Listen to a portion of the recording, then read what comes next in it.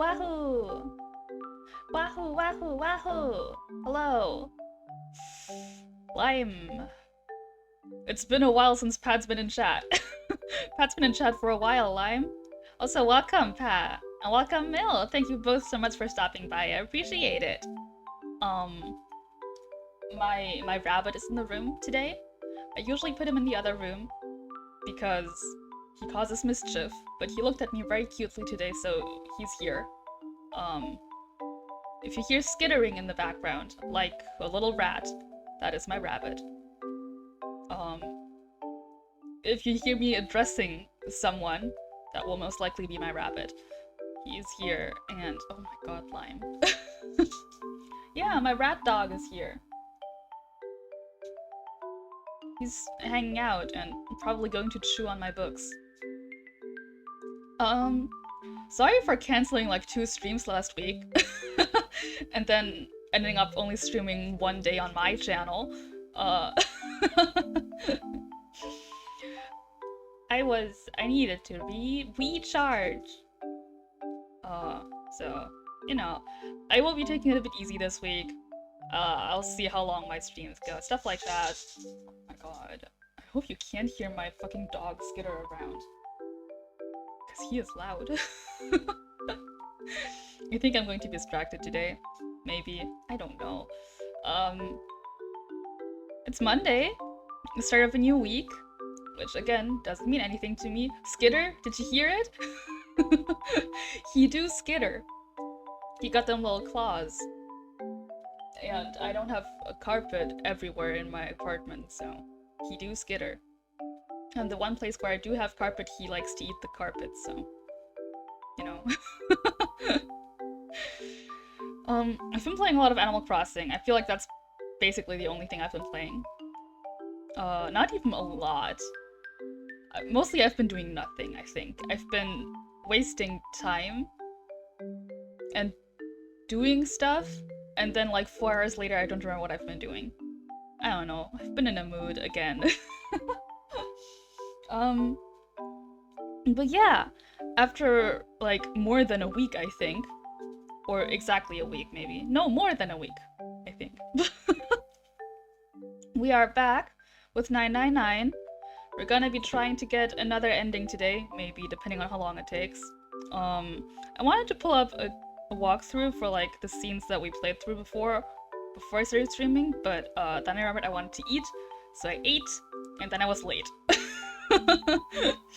So I didn't do that, but I still have the same guide open for how to get like endings, like which doors to go through. So, you know, I'll figure it out. Yeah, I think that's it. So, let's get into it. I will say, I've forgotten how to fast forward. I already started a new game because I wanted to test out all the buttons and see which one made fast forward, but I could not figure it out. So, I'm just gonna mash some more keys now, see if I can figure it out live, I guess, because I'm not sitting through this again. I know that I can't press F because F full screens it, and that's going to mess up the capture, so let's just try A. That's not it. S. S? No. Y. No. X. No. Shift. Enter. Enter is safe. Okay. You go lurk. Thank you, and thank you for stopping by. I appreciate it. Go have fun, or enjoy your time, or be productive, or have a nice day. Backspace. Tab. Right. Aha! I found the key that fast forwards it. While it's going, I think I'm just gonna look up a guide for this one. Because I know it's a code, but I don't remember it, so... you know.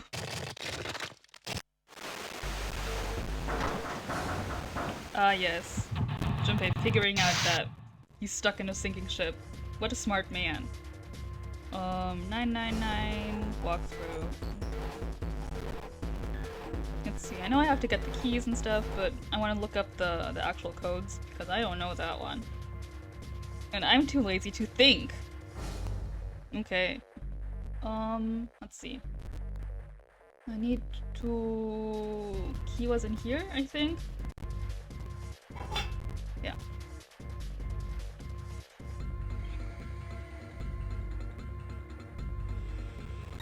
Why is the fast forward sign on the emulator? It's not in the game, it's on the... Why is it there? Did I fucking press one? Did I press the fast forward button? No? It's not fast forwarding, it's just there. Okay.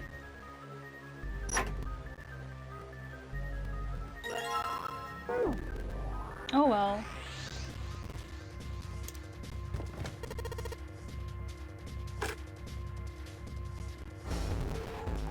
Let's see.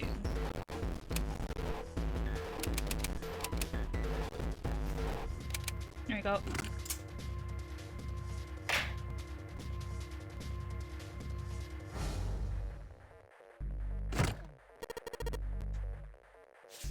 So, while we're doing this, how's everyone's day been? Hope you guys have been more productive than me. Because I did nothing. If you didn't see on my Twitter, I posted my official reference sheet yesterday, which was nice. I had no plans to draw it. I was just dicking around yesterday night. Literally yesterday night. I think I started at like 1 AM. And I was like, well, I've been meaning to make a reference sheet for like commissions and stuff. And so I was like, yeah, sure, let's sketch it out real quick. And so I did that, and then I was like, well, I might as well color it, and then I colored, and then I was like, I might as well add my notes before I forget, and, you know. And I had finished it.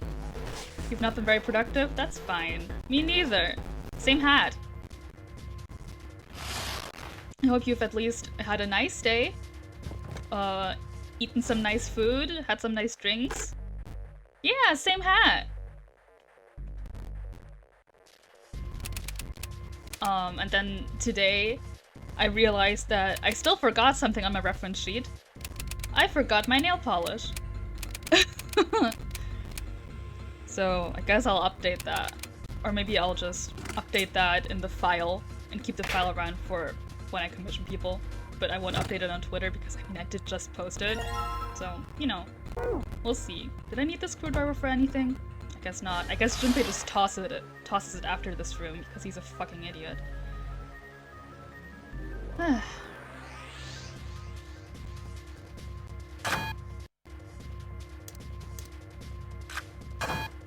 Junpei's so stupid. You've been vaguely meaning to add nail polish to your model for ages, but you never got around to it. I get that.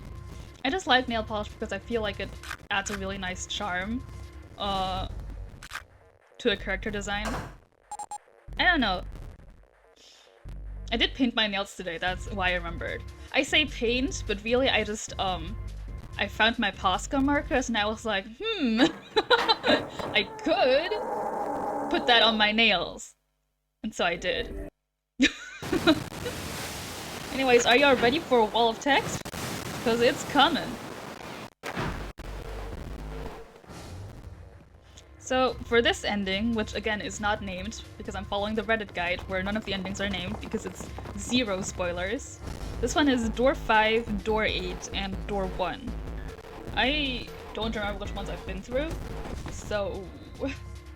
Well, the last one we went through 4, and I remember that was different from the one we first went through, so we've been through 5. Right? No, we went through the same door, so we haven't been through 5. Honestly, we'll just figure it out.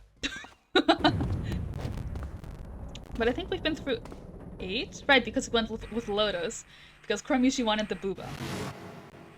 And door 1 was the same as last time, so... I think the only new one is the first one, maybe? Oh well. Oh well. Bong bong.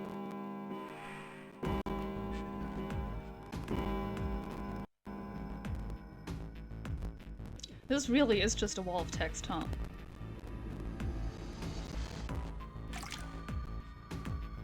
One thing that I frequently forget when I draw myself is to add the shine on my skirt. Because it's supposed to be like shiny and reflective, but I always forget. It's not on my initial reference that I posted, like that was my first post on my Twitter. It's not on there, I forgot it.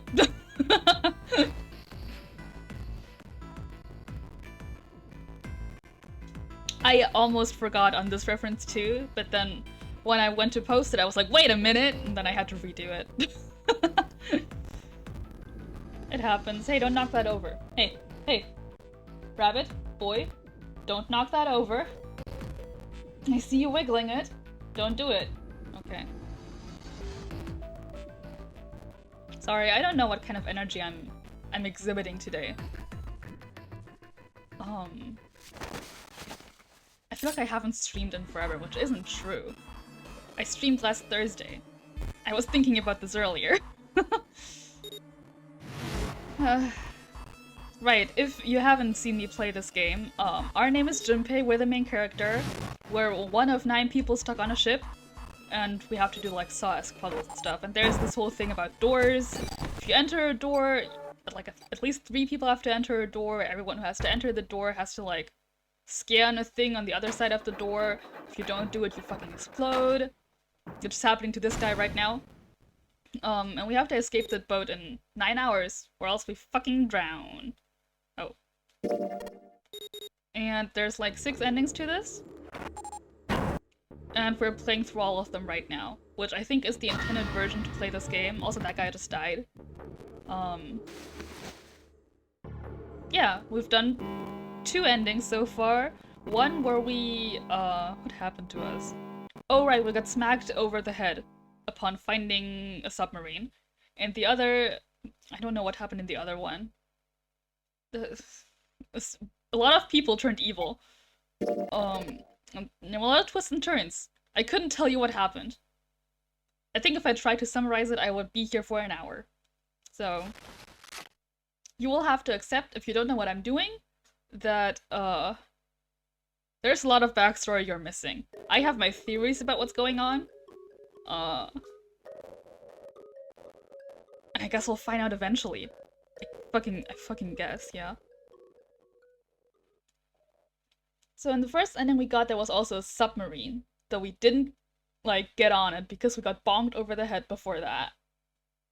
And I still don't know why there's a submarine there, because that implies that there is, like, a 10th person, and in the last ending we got, there was the boat captain, who was fucking murdered. And they put a watch on him, like a wristband or whatever. And I don't think any of us could have done this. So there must be another person on board, I think. So that disturbs my entire theory of who I think is evil and not, which confuses me. Well.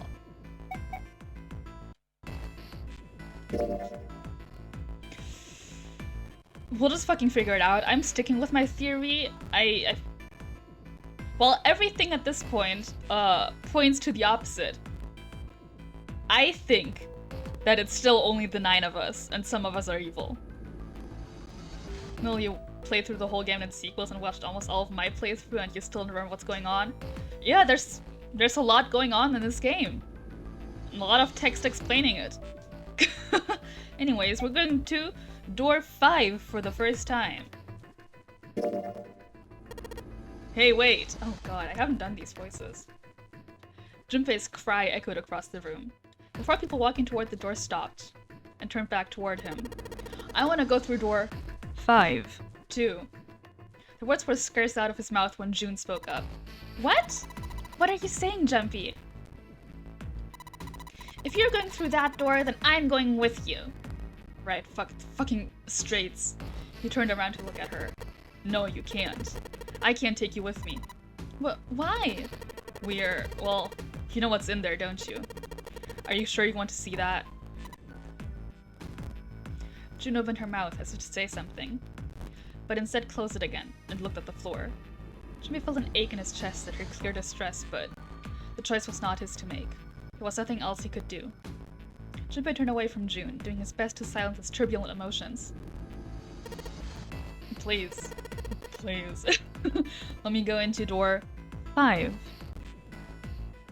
7 scratched his head and looked at the young man. Man, now we're right back where we started, you know that? Junpei's bracelet number is 5, right? If we are going to add Junpei, then we must subtract 5 from the rest of us. Snake turned to Ace. Ace, please take good care of Clover. Oh, alright. That's fine. Oh, the siblings are splitting up. 1 + 4 sure is 5. Thank you for explaining that to me. Don't go away! You need to listen to me, Clover. Go to door 4 with the others. No! Don't be so selfish. Okay. Snake's tone was harsh.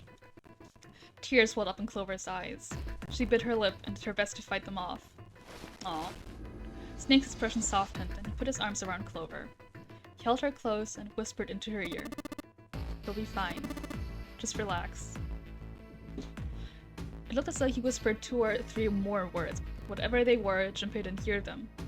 He couldn't help but wonder what the other man had said. Snake pulled back from his sister, his eyes kind and inquiring. Okay, I understand. Her voice was barely audible from where Junpei stood.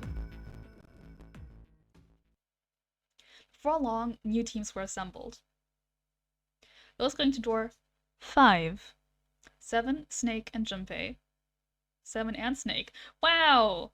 It's my man and Pat's man. Those going to door 4. Lotus, Santa, June, Ace, and Clover. That's a big group. Beep, beep. 7, Snake, and Junpei scanned their numbered bracelets in quick succession. God. The screen of the red showed 3 asterisks. Alright then, let's go.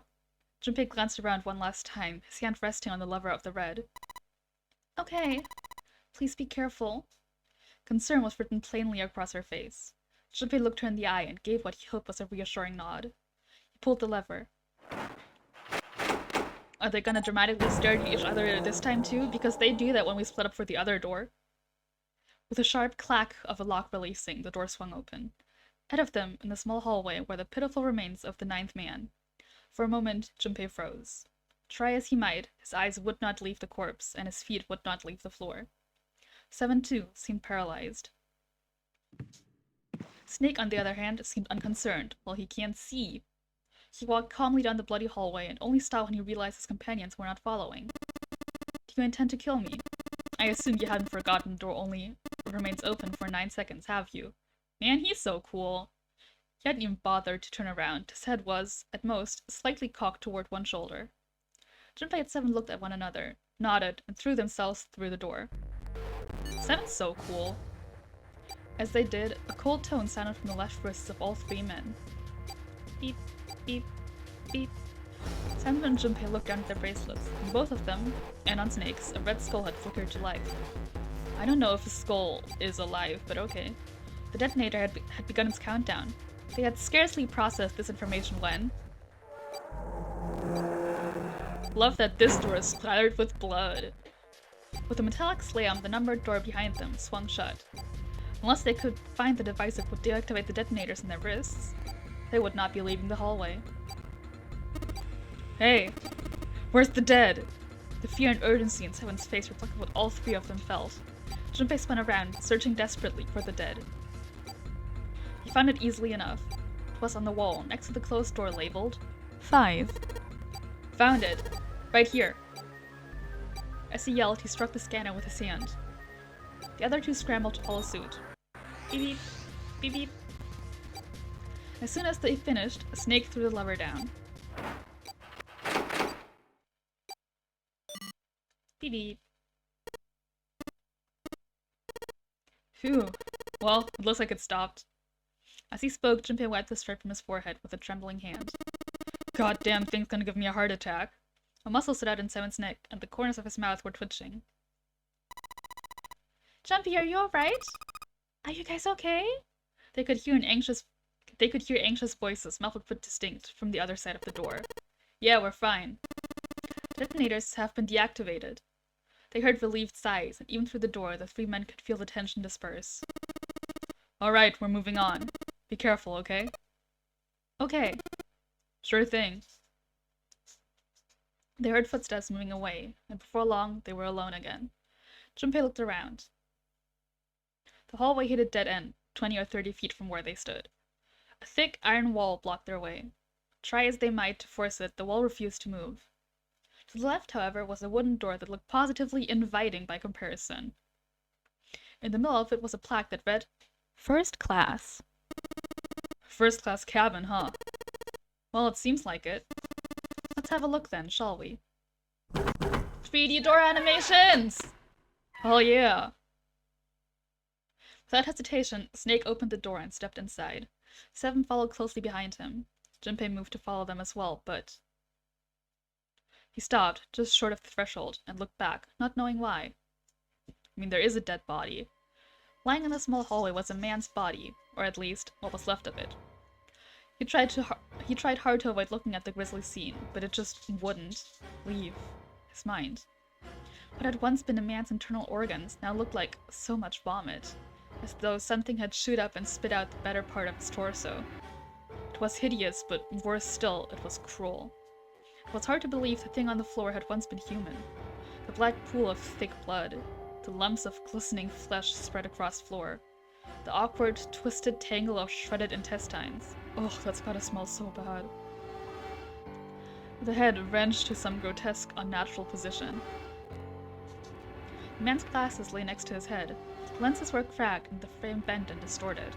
And next to the glasses lay a bracelet, number 9 still displayed on his face. Could I pick that up? Could we use that? Lastly, let us discuss how to remove the bracelets. There are only 2 ways to do so. 1. You escape from the ship. 2. Your heart rate reaches 0. In other words, once a bracelet is taken outside the confines of the ship, or detects its wearer's heartbeat has fallen to 0, it will shut down automatically. Herg. Suddenly, Junpei felt his stomach convulse, and a knot of muscle gripped his throat. He clapped his hands over his mouth and ran to the first-class cabin.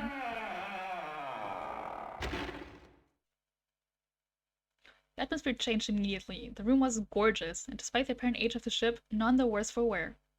Wow. That's some old money style. He looked around. Seven and Snake were nowhere to be seen. There were 2 doors on the right side of the room. He opened the one on his right and went through. Oh, there's so many doors. On the other side of the door was a short hallway. He jogged down the hallway, opened the door at the other end, and peeked through. There they were, to his right, busy examining something. He stepped through the door and walked toward them. What's up? Check this out. We found this thing here on the door. The red light's on. Does that mean it's locked? So I would assume. Is there any other way out? We looked around a little. Other than this door, we didn't find anything. So you're telling me that unless we can open this door... Yes, we won't be going anywhere. Junpei stepped away from the door and looked around the room. The room they were in looked like a bedroom. He figured the room he'd originally entered was the living room, or whatever passed for one on a ship. Alright, let's find a way to open this door. Come on, guys. Seek a way out! Holy shit, there's so many rooms. Seek a way out! Bum bum bum bum! 15 minutes later, the plaque said first class. If you rearrange a letter in first class, that spells scarflists. Only 2 of us have scarves, number 6 and 8, if a 3rd person was present. Holy shit. Mill, you're cracking this wide open.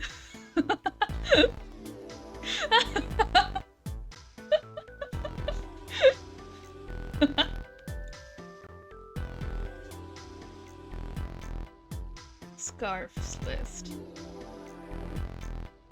You know you can't spell class without ass, so something to think about. Bed. Pillow. Score plate. I see. This feels like glass. 10-year-old plate of glass. Is there something written on the surface? Yeah, it's a sheet of music with a couple of yeah, A notes. Just A's? Yeah, that's it. Kinda weird, huh? Okay, I see. It took Junpei by surprise. Snake, usually so calm and collected, suddenly began to move. He stared about the room almost frantically, clearly looking for something. No, Junpei thought, not staring. After all, he's blind. Blind or not, Snake was clearly attempting to do something. At last, Junpei could no longer contain his curiosity. What are you doing? Snake waited a moment before answering. I heard something strange.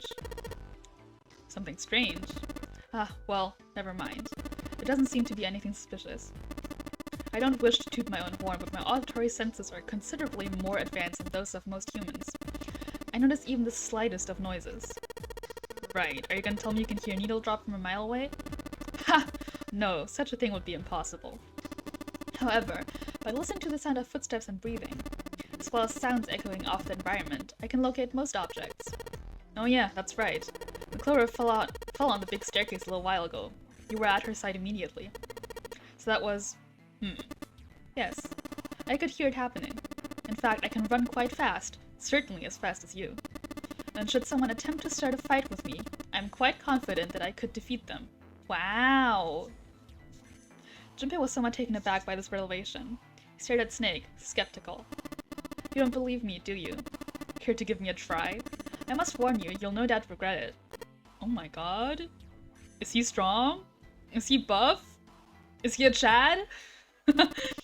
Well, I suppose that's enough playing around. Let's resume a search, shall we? With a small, self-satisfied smile, Snake turned and walked away from Junpei. Okay. What was the point of that? Was that to make me question if they really fucking killed them? I mean, I know they didn't because of the coffin thing, right? Whatever. That with a canopy.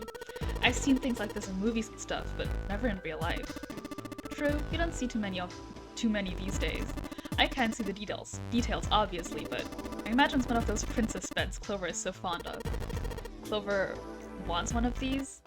Yes, she wants a princess bed. Didn't I say that? You think it doesn't suit her? Yeah, I guess you could say that. Ah, Junpei, judge her by appearances, will you? And where you should not. What? What? Did that sentence make sense to you guys? Because I didn't understand it at all. Okay, I guess I can't untie these? Nope.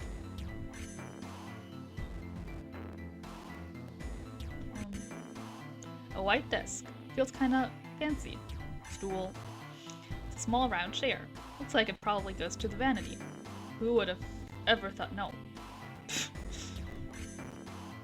Vanity. Totally a table with a mirror. Ah yes, you know that sort of thing is known as a vanity.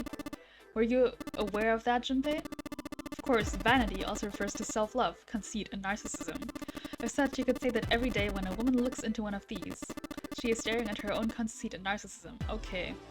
I no longer think he's cool. Doesn't that strike you as terribly sad? Cool. A piano keyboard. What is Snake doing? He can't play, can he? This piano. There's something amiss with the keys. You mean it's out of tune or something? No, not that. It's properly tuned, just... Well, the sounds are clearly purposefully different. The C key doesn't deal a C, but rather a different note entirely. Same goes for the D keys. They play some other note. Huh. Why do you think it's like that? Isn't it painfully obvious? Zero modified it in some way. This piano, you see, it's part of one of the puzzles Zero has set for us. How do you know Zero has set puzzles for us? Or did Zero say that? Perhaps if we play the keys in the correct order, something will happen. In other words, we need to play a song on the piano. I believe so. Map.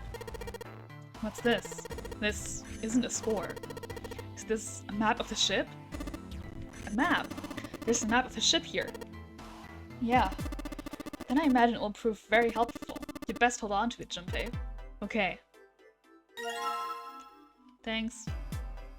Can I place the sheet? Well, might as well put this glass plate on it. Oh, Something wrong? It's kinda hard to see the notes. Maybe I put something under them? A background for the notes. I see. Is this something or is that just wall? Oh, a window. There's an iron plate nailed to it. Wish I was something nailed to me.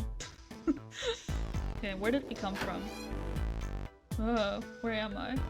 It's a light switch. Nothing happens when I press it. Tub. There's a plug at the end of this chain. Let's see if I can pull it out. Whoa, hold up! I was just thinking, I might be able to use the water. Use the water. Okay. Shower. Testing, testing. Hey, it's great to see you all here. I just flew in from New York and boy are my arms tired. Yes, thank you. I'll be here all week. Try the veal.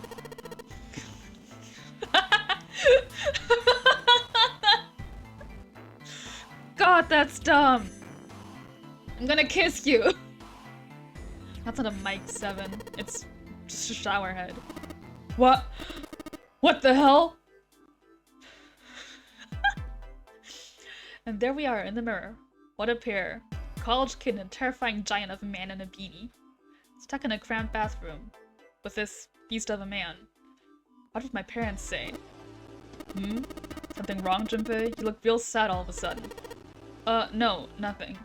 What the fuck's your problem, man? Well, the sink's clean. Any water? Nothing's coming out. Got the faucet on all the way, but I can't hear anything. Okay. What if I dip the sheet in the water? Bathtub full of gross, cloudy water. Can I dip it? No, okay. Yeah, that was a reach, huh? Okay, nothing in the bathroom. There's so many rooms. It's a heavy piece of paper that's been folded in half. It has a score printed on the front of it. Score. That's gotta mean musical score. Or, you know, score! If that's true, then score we just found was probably in here. At least, at some point. Oh, okay, so we don't need it? This is some sort of antique desk. Makes sense though, I guess. This whole room's full of antiques. Could get the nice handful of cash full of stuff in here. Why don't you pick it up? Somebody spent a lot of time carving the legs of this chair. It'll snap like a twig if 7 sits on it though. Mind your own business. Yeah, that's real rude. Chair. It's a chair. Oh. Huh? There's something in the back. Let's see if I can reach it. It's in the fire, Junpei! Let's see if I can reach it. It's literally in the fire! Just a little... God damn it, that's hot. You aren't real smart, are you? Come on, of course it's gonna be hot. It's fire. Even the monkey knows it shouldn't stick its hand in the fire. Yeah. What he said. Couch. This couch looks just big enough for 3 people. Looks perfect for me. What? Perfect for an elegant gentleman like myself. Couch looks a lot more elegant. Hey, there's something you aren't saying. Never mind. Man, don't be so rude to him. Vase. I get it. You're gonna use this vase, right? That's pretty clever, Junpei. We just gotta fill this thing with water. I mean, I was just looking at it, but yeah, I guess. Which room? Where bathroom? Oh, not here, okay. I guess I could have looked at that, but... bathroom? Okay.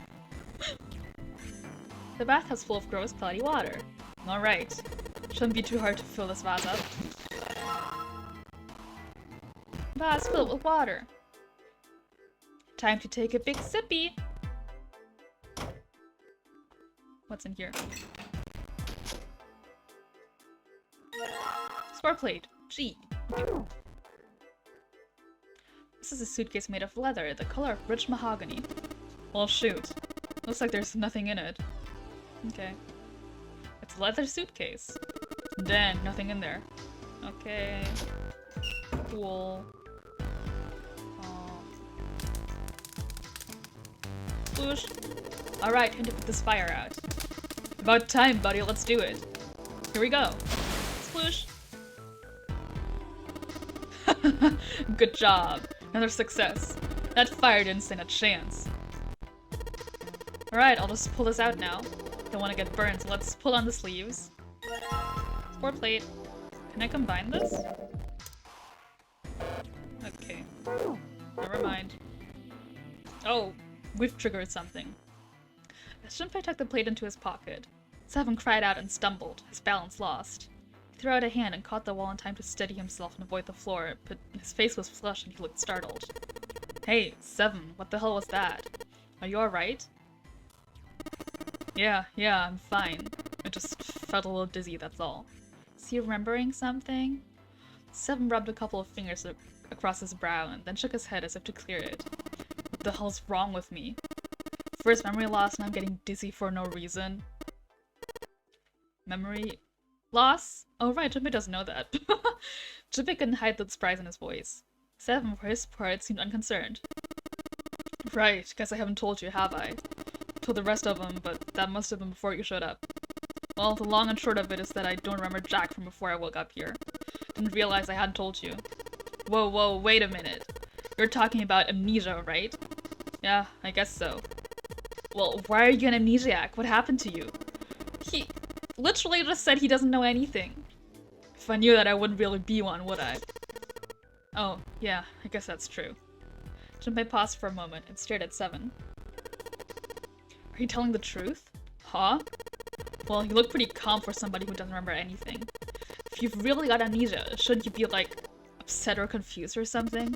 Well, sure, I mean, I was pretty confused when I woke up down on D-Deck. But that was a while ago. I've had some time to get used to it. After a while, I figured it wasn't worth the trouble of worrying about it. After all, why worry about something I can't change? Well, people usually don't stay amnesiacs forever. I figure it'll work itself out eventually. Oh yeah, love that attitude. That's it? That's it. Alright, that's enough talking for now. Let's get back to work. Seven gave Junpei a look the younger man wasn't sure how to interpret, and turned to walk away. Somehow, though, Junpei didn't find his reassurances very reassuring. Okay. There was another door to go through, right? Yeah. Hey Junpei, where are you going? Then we come out of that door? Oh. No point in going back there. All that's out there are a locked numbered door and a dead body. What's left of it. Yeah. Okay. I didn't know that. That's the bathroom, so... Toilet. It's a toilet. Doesn't seem to be anything in the toilet or the tank. Cool. Facebook. There's some toilet paper on the wall there. Nothing that looks suspicious. So this is just like a bathroom. Cool. Can I flush it? I guess not. Floor? I just don't know why there would be a room with nothing in it. Okay. Cool.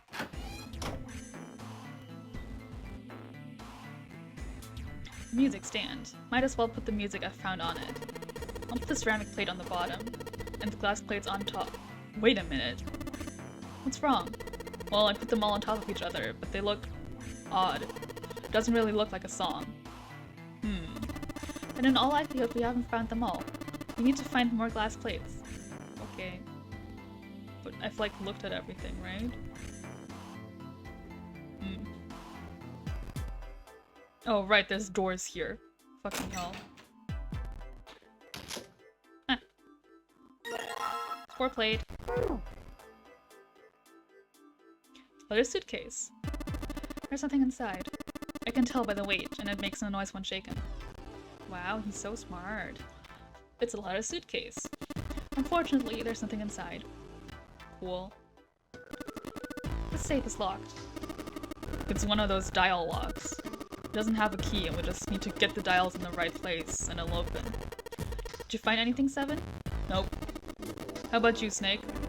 I also found nothing.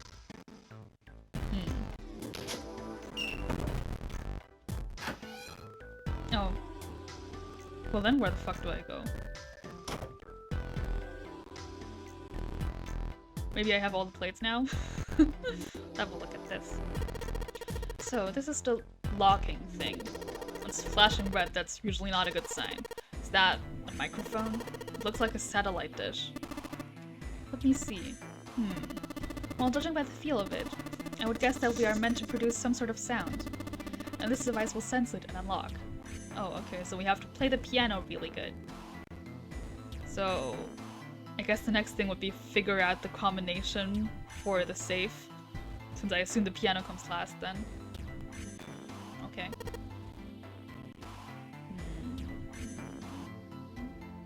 Is there anything I haven't looked at? Whoops.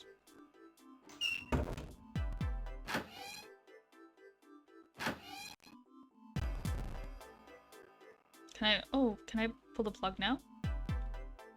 There a plug on the end of this chain. Alright, why don't we just drain this water? Yeah, good plan. Aha! Alright, where's that thing? A good tug ought to be enough to get it out. Huh? Aha. Score plate. So I have A, G, B, C. A, G, C, D. There's nothing in the bathtub anymore. It do look kind of filthy though. It do look very filthy. You don't want to like wash the thing off? It says 4 on this paper. I guess you put sheet music in it? Okay. I've done that, I've done that. Window. Can't click on it. Never mind. There was once a vase on this table. This is... Oh. That's the door I came through, I think? That's the door to the outside. Well... Lamp. Oh, an old-fashioned desk. Adds a little class to the room. But it's already first class! Haha! Is there really nothing in the toilet? Junpei, look! There's a hand coming out of the toilet! Just a joke there, kid. Not funny, man. I'm too old for this shit. Incontinence is a problem many older men struggle with, but there's help. The fuck? The fuck?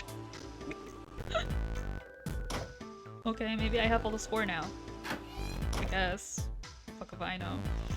Music stand. Seems as good a place as any to put this music we found. Just gotta put the ceramic plate on the bottom, and then stack the glass plates on top of it. Alright, good. Hell yeah.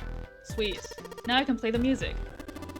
Junpei, would you be so kind as to play the piano? I am unable to, you see. Aha! I'm sure I needn't tell you, but the keys on this piano are not what you might expect them to be. C won't be C, D won't be D, and so forth. You must listen carefully to determine which keys to strike. Do you understand? Yeah. Alright, let's give this a shot. Huh? That...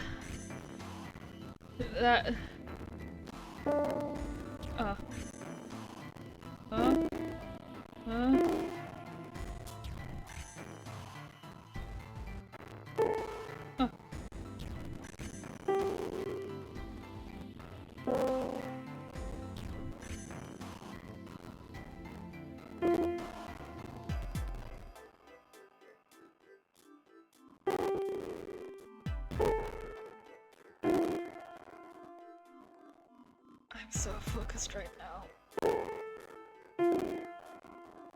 Also, I'm so sorry, this sounds so bad.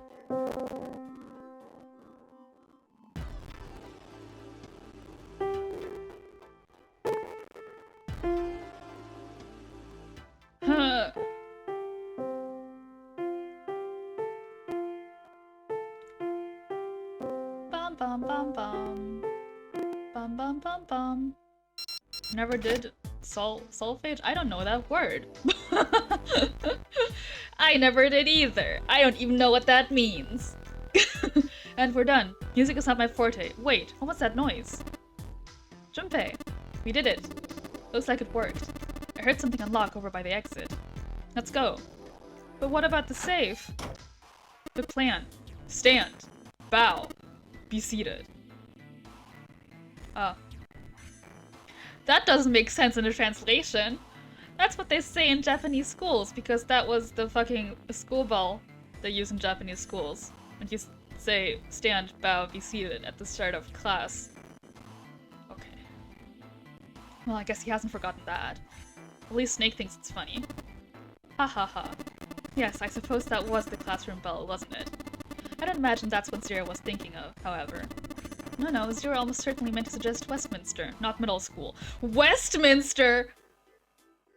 Excuse...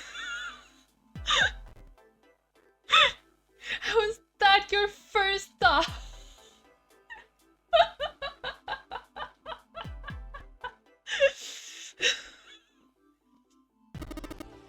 Westminster? The palace in London that plays host these days at the Houses of Parliament. You've heard of Big Ben, the famous clock tower, yes? Big Ben plays that very collection of notes on the hour. London. Capital of England, huh? At any rate, the door is now unlocked. Let's leave this place immediately. But what about the safe? What about the safe?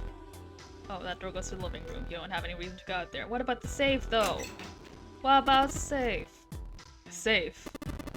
It's a safe. Safe, huh? The exit's open. Yes, strangely we didn't need to open this to achieve our goal. Do you think it's important? I wonder what's in there. I guess I'm not opening it. Cool. Unless that isn't the exit at all. Or have I found it? Alright, let's go. Oh, I found it, okay.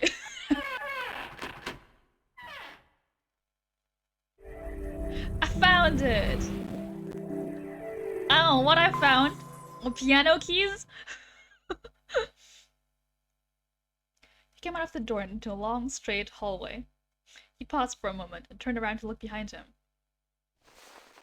Seven was bent over, apparently doing something to the door. Oh, he's probably, fucking putting something in the door so it doesn't close. What's that called?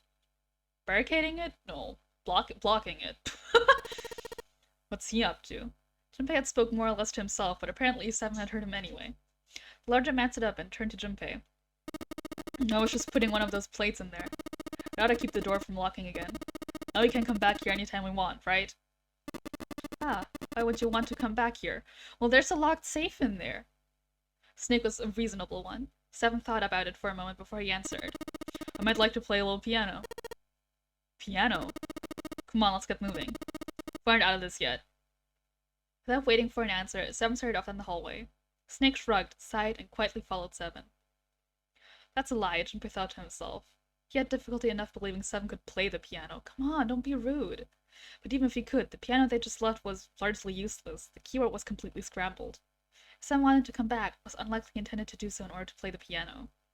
But if that was the case, why would he want to leave the door unlocked?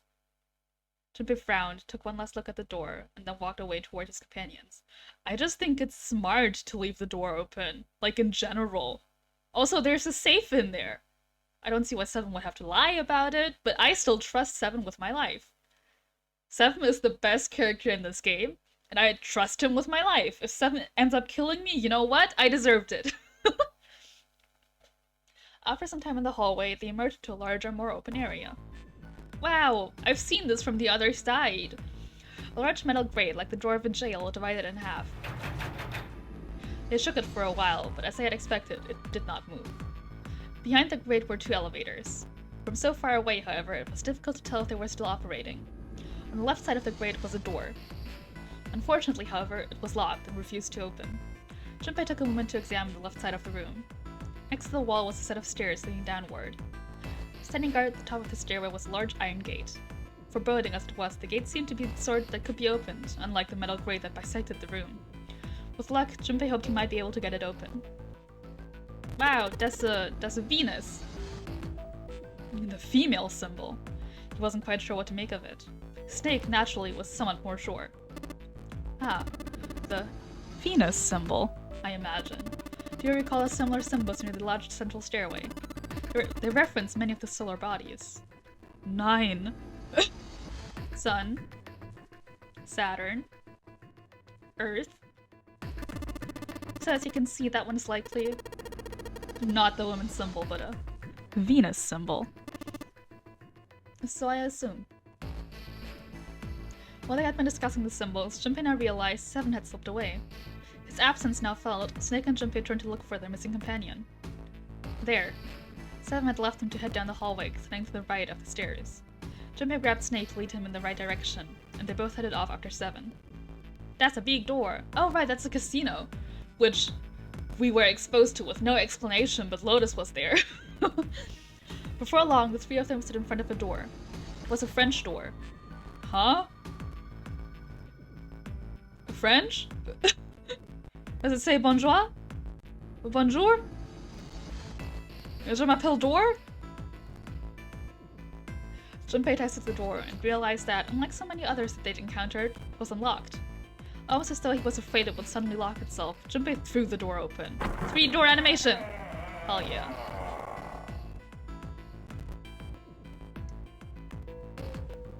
He stepped inside. Wow, fancy. It took only a moment for Junpei to take in his new surroundings. Is this some kind of casino? Sure looks like one. Before Junpei could comment further, a noise from behind made him turn around. Snake was shaking the door they'd just come through. As Simon Junpei watched, he threw up his hands in frustration and then kicked the door for good measure. It looked as though they were once again locked in. There was no reason to panic, however. Even if the door had been left open, there was nowhere for them to go back there. They would have to find another way out. They would have to they would have to seek a way out? Oh god. Alright guys, let's put up and search this room. Come on, no dawdling, let's go. Quickly now. Spurred to action by 7's words, Junpei and Snake began to examine the room. Seek a way out!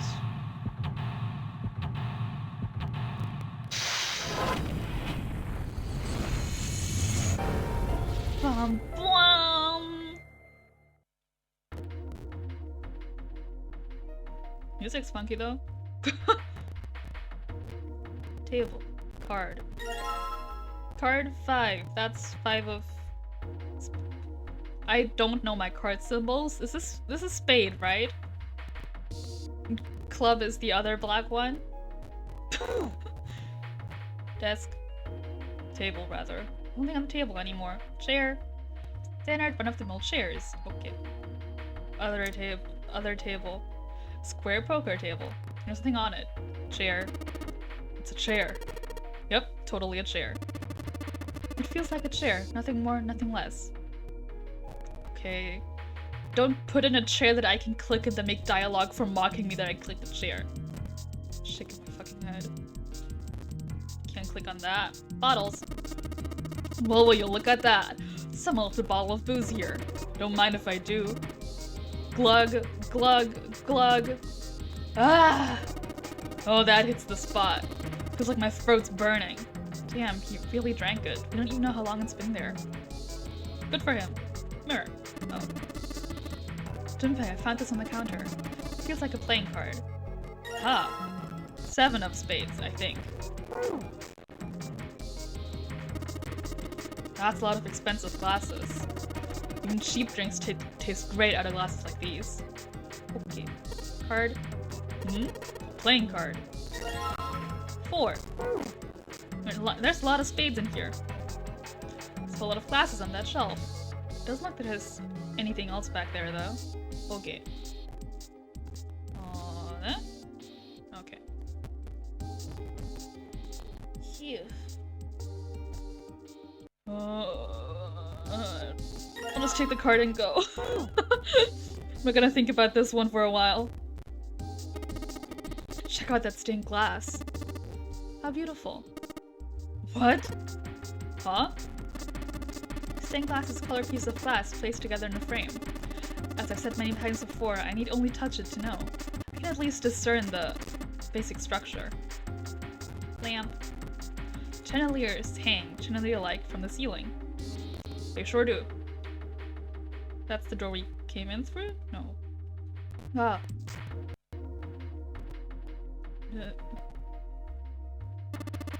seems the card is attached to the panel. And attached very well, it seems. If you don't mind, what sort of card is this? It's a playing card. The ace of spades, in fact. Aha! I was right about the spades. Okay, Okay, so do I have to fucking, what's it called? Digital root this to a 9? You have to get to 18 to get 9, and we have a 1 here, and I have a bunch of other numbers. Maybe? I don't know. This is, I assume, the way out. Damn it! This isn't exactly working out the way I expected. It's locked, isn't it? Is there a keyhole? If there is, I can't find it. Well, there must be some way to unlock it. Let's look around a little more, shall we? Full gate. Slot. Plate says 3. Slot. So I've got the symbols for heart, spade, and diamond here. Slot. Okay. I feel like there's something I need to find before I can do that, huh?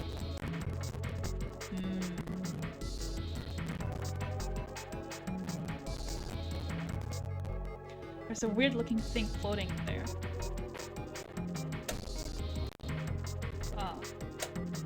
Ah. Wait, when those flames turned on, I heard something from the bottom of the fireplace. What was that? I heard something down there. Yeah, I can see it, but first card. Didn't think I'd find a card here. Card.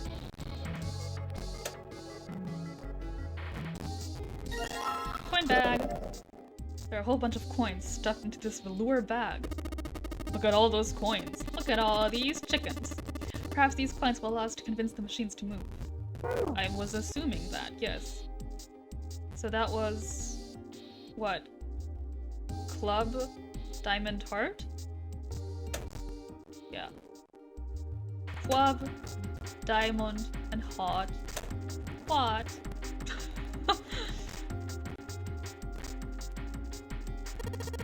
Alright, let's put the coins from that bag in here. What happened? I heard an odd noise. Well, to be honest, I don't know. I pressed some of the buttons and smacked the machine once or twice, but nothing happened. Oh. Looks like the coins got stuck. Oh dear. So...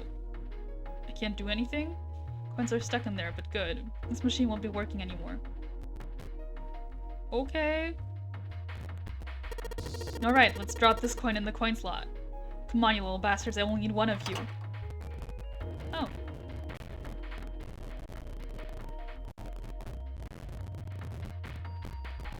I can't press the buttons. Oh, spin roulette. Seriously?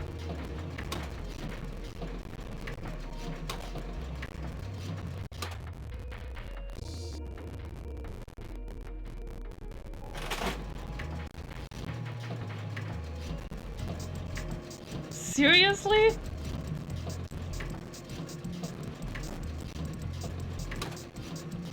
Fuck me.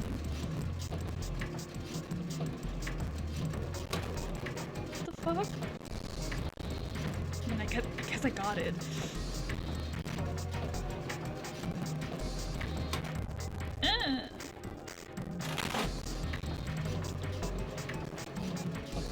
Seriously?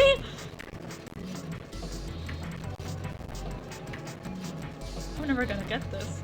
We're just gonna be stuck here forever. Fucking hell.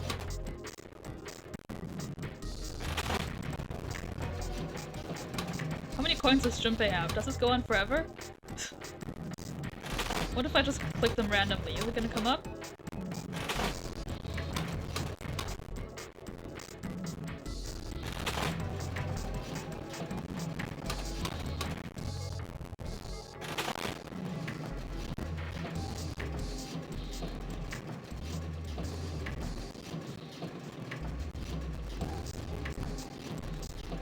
This must be pretty rough in an emulator. Trust me, it is! I mean, you can hear how the music's going, right? It's, having a time. Yeah.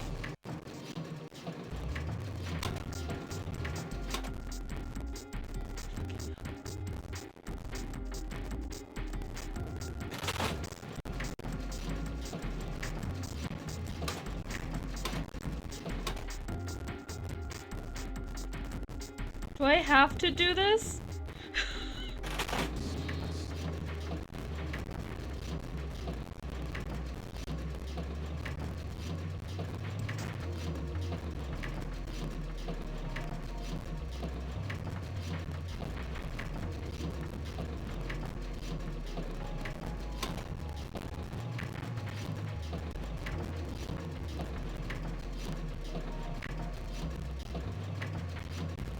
Shit.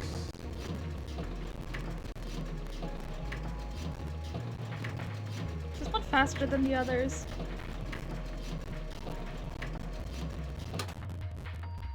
Well, cool. Is this content?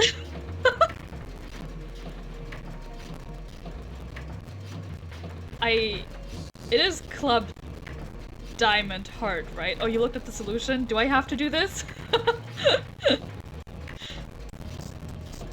Do I just have to mash it or something? I have to press the buttons in that order. Okay. Guess I can do that. Club Diamond Heart. Oh. I guess I could have figured that one out. Thanks, Mill. And I think I hear something unlocking in there. Impressive, Junpei. Would appear to be unlocked now. There is something akin to a drawer in the bottom part of this machine, yes?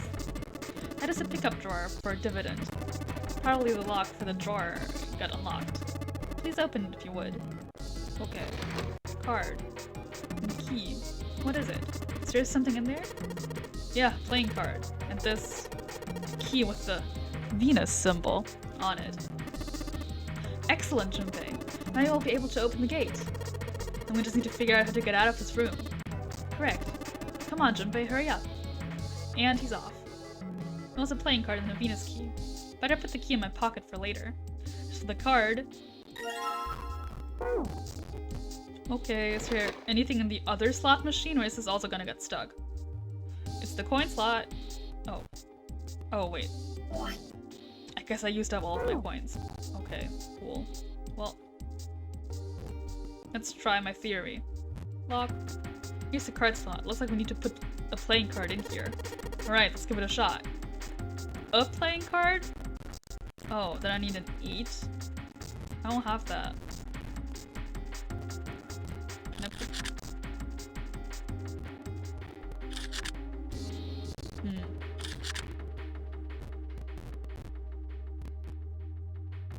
Or I guess I make 8? No? Okay. It's not working. So it would seem. I am shocked and appalled that guessing at random has not yielded better results. Okay, shut up. Yeah. Okay. What the fuck?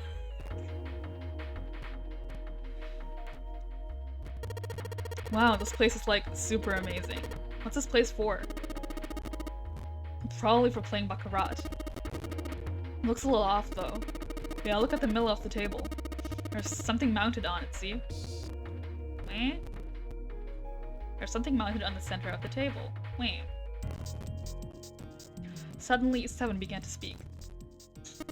Ah, Baccarat. You ever played Junpei? Junpei shook his head. He'd barely even heard of the game. That is how it's pronounced, right? Baccarat? Baccarat? Baccarat? Alright then, how about I explain the rules to you a bit. See, Baccarat is kind of an unusual game. You've got the banker and the player, and the whole point is that you guess which one's gonna win. And whether the banker or the player wins all depends on their hands. The way each hand works is different from other games too. See, you take the number from the ones place after you add up the value of all your cards. Whoever gets the number closest to 9 wins. If your number is smaller than your opponent's, you lose. And that's it. That's the explanation. Got it? Well, actually there's a lot more to it. Strategy, details, that sort of stuff. What I just told you sums the core game up pretty well. The single digit sum of all the cards you have. The strongest hand is a 9. The weakest hand is a 0. You just ignore the number in the 10 spot. Do you get it? He hadn't been asked for it, but some explanation, rushed though it had been, was helpful. Although he'd only half understood most of it, Junpei now felt as though he had some grasp of how victory was won in Baccarat. I don't! However, Junpei had no way of knowing if the puzzle on the baccarat table in front of them made use of these rules, and if it did, in what way. No problem, he told himself. He would simply have to try everything he could think of. Feeling more confident, if only slightly, Junpei approached the baccarat table. There's a puzzle here? Huh? God, I didn't get that at all.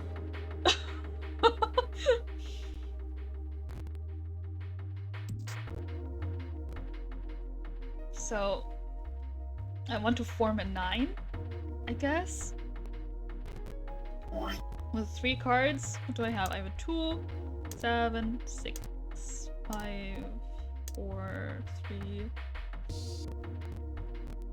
How can I make a 9 with 3 cards? What? I gotta use small numbers, but I don't have a 1, do I? No. I have 2 to 8. I gotta use the 2 because it's small. And probably a 3, so that's... Yeah, 2, 3, 4 is make 9. I guess. I don't know if that's the right approach, but I'll try. Hey Seth, am I really supposed to play baccarat? It's a baccarat table, what the hell is what we do? Stop worrying about it. It's real simple. What's the opponent's hand? Well, there's an 8 in that glass case. Alright, then that's your opponent's number. If that's the case, what 3 cards do we need to get that number? 3 cards. There are a couple of indentations with right lines around them, right? Doesn't mean we gotta put down 3 cards, so... Place 3 cards here and defeat the opponent's 8. That's what I've gotta do, I guess. Yeah, I think so. Something tells me those aren't the only rules. Right, let's give it a shot. Before I start, I'd better make sure I've got the rules straight. There are 3 empty indentations. I just gotta pick a card and play it. I figure if I put them in the right spots, something ought to happen. Alright, let's give it a try. Okay.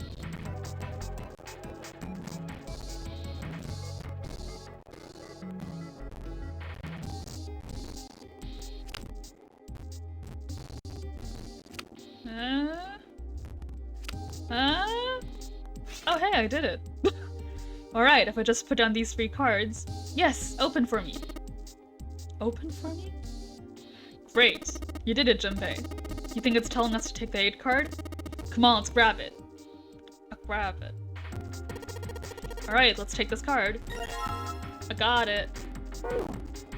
So I didn't need like half these cards then, did I? Okay.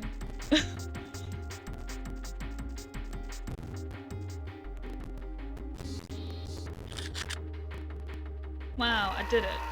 Oh god. And in you go. Hey, alright, it opened up. Seems we have another device to contend with, yes. There are 3 slots in this one. And they gotta make 9. Can I get my cards back? Can I get my cards back from the baccarat table? I've got 3 cards here. I won't be needing them for this puzzle. Oh. Okay.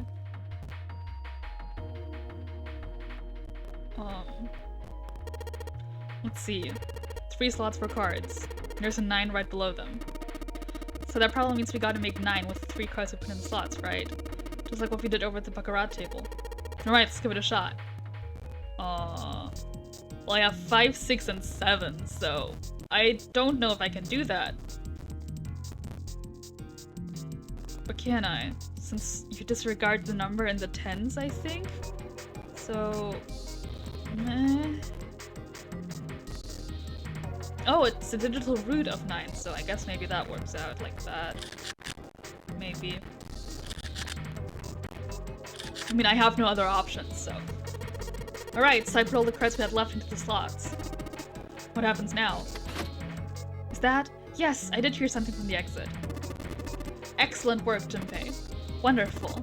Seems the exit is unlocked. Let's go. I found it. Alright, let's go. I found it!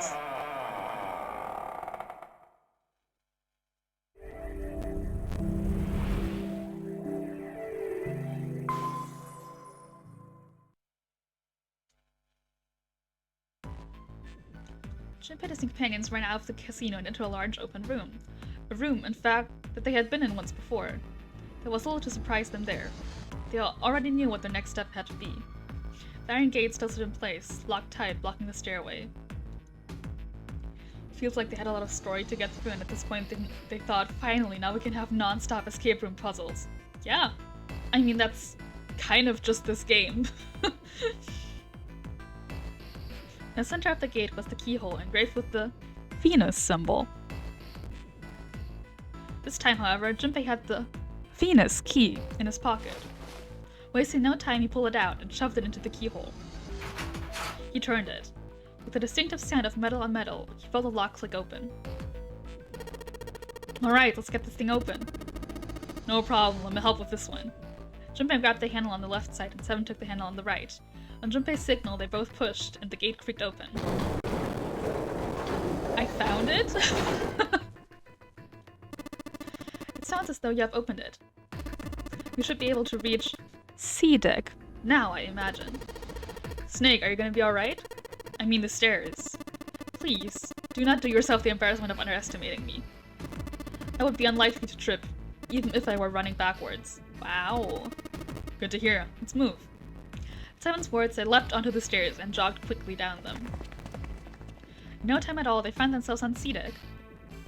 Cock deck. Junpei ran down the stairs a little farther in hopes of checking on the deck below. When he reached the water, he called back up to Snake and Seven. Just what I thought. D-deck is completely underwater. Just like the bottom of the central staircase. The surface of the water below them was flat, like a mirror. That it had not changed too greatly since they'd last seen it was a great relief. Junpei quickly retraced his steps and headed back to C-deck. In front of the stairs were a pair of elevators.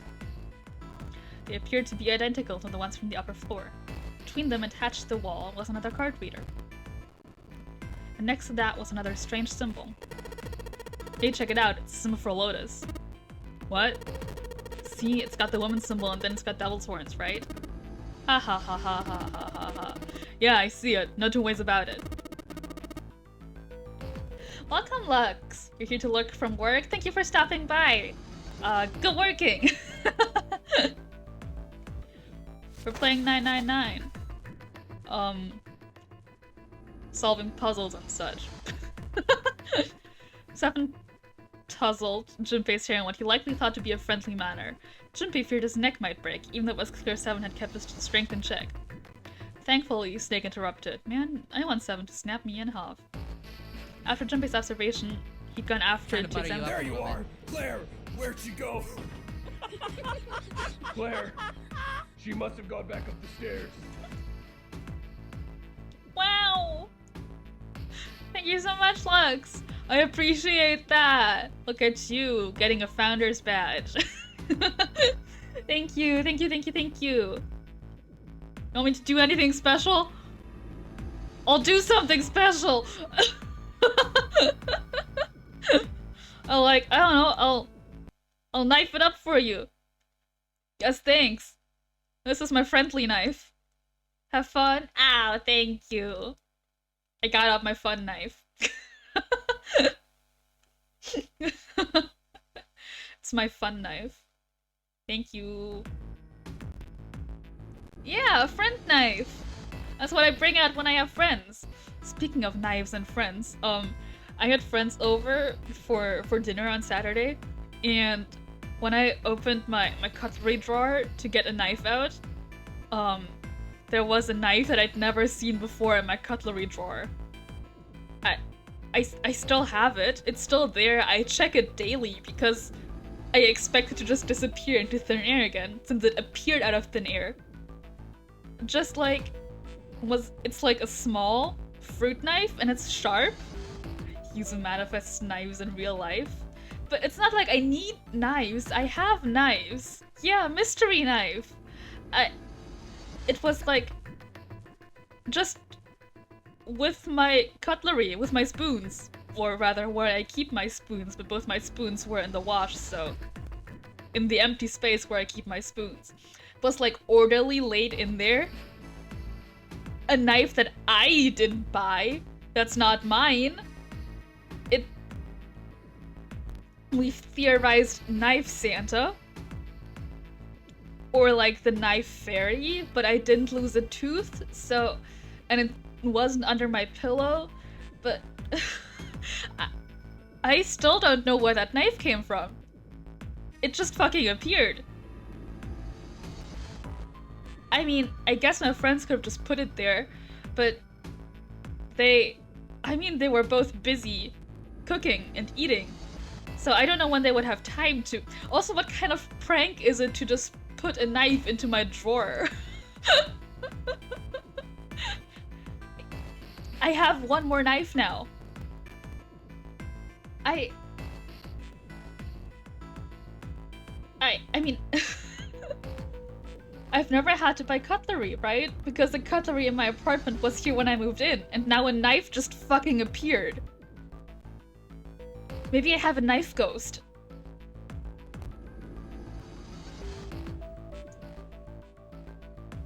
I don't fucking know what's going on, man.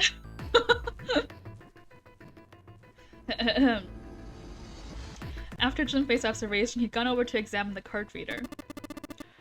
This is a Mercury symbol. Marks he mistook for horns are a stylized version of the wings and staff of Hermes. Wings and a staff, huh? So she beats you with a staff until you die and go to heaven? Sounds like Lotus, alright. Ha ha ha ha ha ha ha. Ha ha ha ha ha.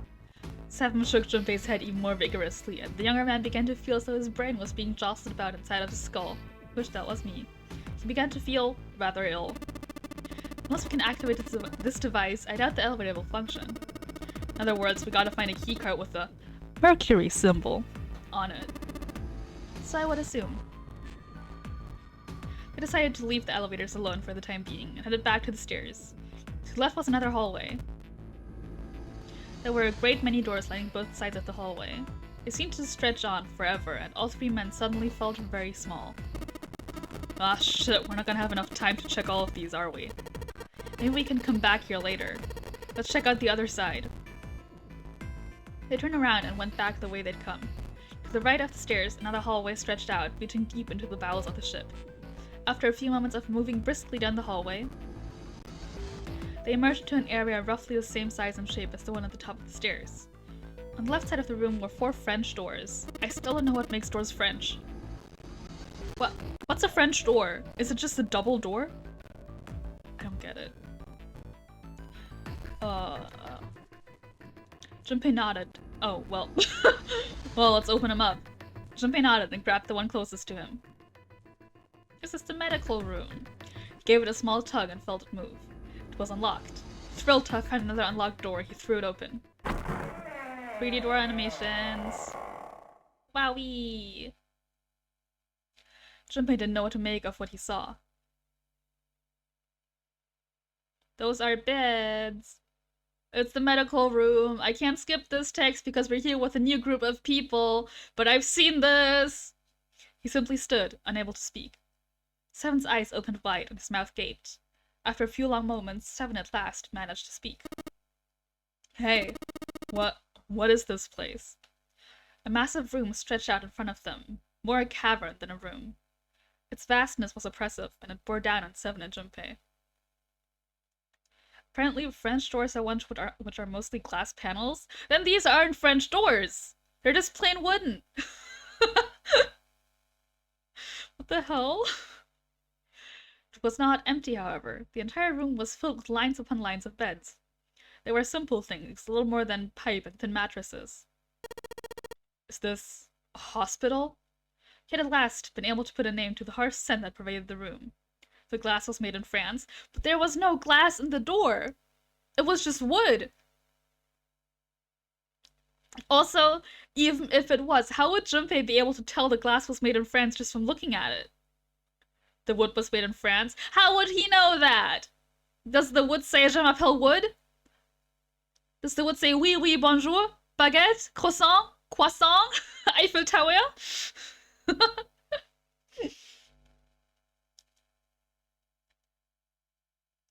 Smells like baguette. I see. Of course. How could I be so dumb? Of course. It smells like a fresh bakery, like a fresh French bakery. Of course. Have you never encountered a door that smells like baguette? And then, of course, the doors that smell like croissants? Lovely. The room was full of the clean smell of antiseptic solution. In the center of the room were shelves stacked with medicine and a number of medical devices, the function of which Junpei did not know. More importantly, however, on the back wall of the room were 4 doors. Those sure are 4 doors. 3 of them were emblazoned with large single-digit numbers, made with thick red paint. The door on the left was labeled 3. The second door from the left had no number, but the third had been given a 7. The door on the right bore an 8. There could be no doubt. They were numbered doors. It did strike Junpei as strange, however, that the door between 3 and 7 should be blank. What, he wondered, could it mean? I know what it means, but I can't skip this part. Let's take a look at those doors. Yeah, good idea. The 3 of them threaded their way through the beds. Threaded their way through the beds. God, that's hard. Toward the back of the room. Upon reaching them, they proceed to investigate each door in turn, but to no avail.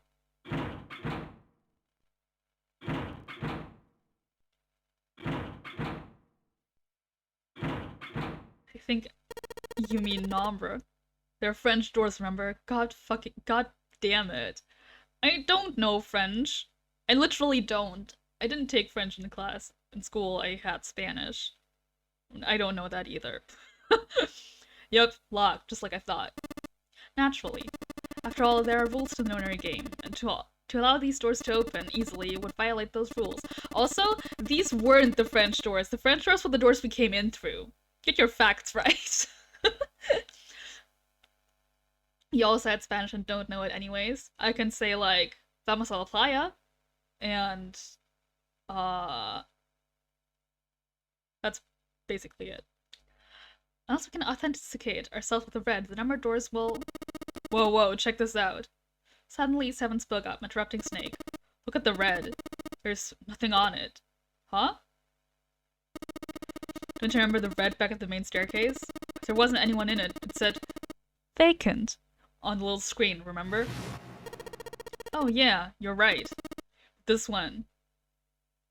That sure is vacant, haha! There's nothing, right? You think it's broken? Only one way to find out.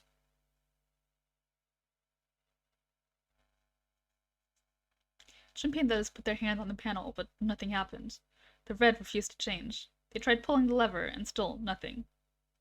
As they soon discovered, it wasn't only the red on the door 8 that seemed to be malfunctioning. The red on door 7 and the red on door 3. None of them worked. What, they wondered, did it mean? It's gotta be broken. Man, that bastard. I didn't think Zero was the kind of guy who'd screw around with something like this. Whoa. Zero's been prepared for everything so far. You're saying he's gonna make a mistake now? Well, that's the only thing I can think of. This thing ain't working at all. While Junpei and Seven talked, Snake busied himself with examining the red. After a time, he lowered his hand and spoke. It seems as some of the internal hardware has been removed. Internal hardware? That is what I said. Take a look at the underside of this red, if you please. Junpei obliged and bent over to look at the underside of the device. A long, thin slit ran along the bottom of it. As he looked harder, he realized it was more of a slot than a slit, and it was clearly meant to accommodate some manner of electrical device. The other 2 reds were the same. Something had clearly been removed from all 3 of them. I get it. So the reds aren't working because somebody pulled out their guts. So I assume. But why? And who? I mean, doesn't really make sense. I have no idea. Why on earth would I know something like that? Just then. Wow, everyone else is here. They heard the sound of a door opening. 3 of them turned and saw... Akane! Oh no, Junpei thought it's... June! I can't skip this. She stopped short, surprised to see them, and was very nearly bowled over by the rest of her companions who were coming through the door behind her. Ace, Santa, Clover, and Lotus all poured out the door, each of them as surprised as the last to see Junpei, Snake, and Seven. Junpei and Seven were, for the moment, at a loss for words. What are you guys doing? Why are you... After a moment of silence and surprise, everyone suddenly began to talk, desperate to exchange information. They talked about the rooms they'd been through and how they'd ended up in the same place. Of course, none of this was very useful information, but that hardly mattered. They were happy to simply see one another again. Wow. Although the level of cheer varied greatly from person to person, each one of them was wearing some manner of smile. Almost as though they had already forgotten about the death of the ninth man. No, thought Junpei, perhaps that wasn't it. Perhaps thoughts of his death were what drove them to smile at one another. That's dark. Not in a morbid or hateful way. No, the ninth man had died. But they were still alive, and that was something to be happy about. Sort of a simple, uncomplicated joy, Junpei thought, the joy of being alive. Still alive. He felt sorry for the ninth man, but more than anything, Junpei was just happy to be alive. Can I skip this?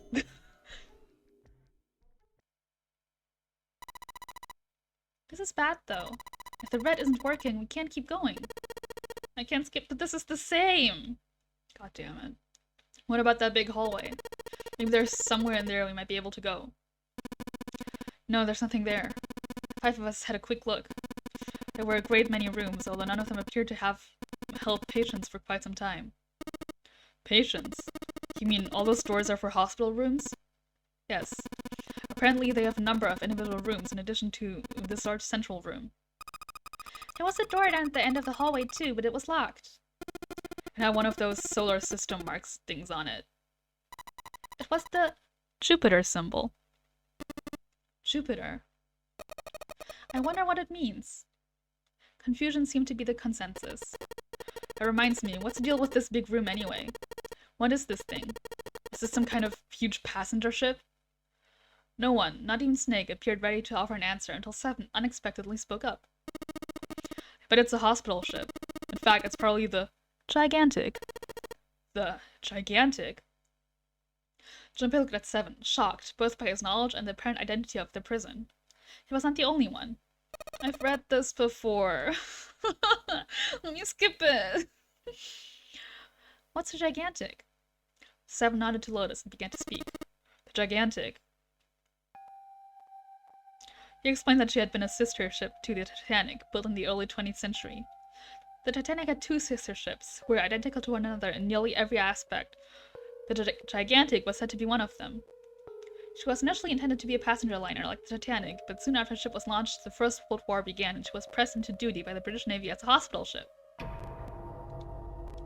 Sometime later, the Gigantic was damaged by a German mine in the Aegean Sea.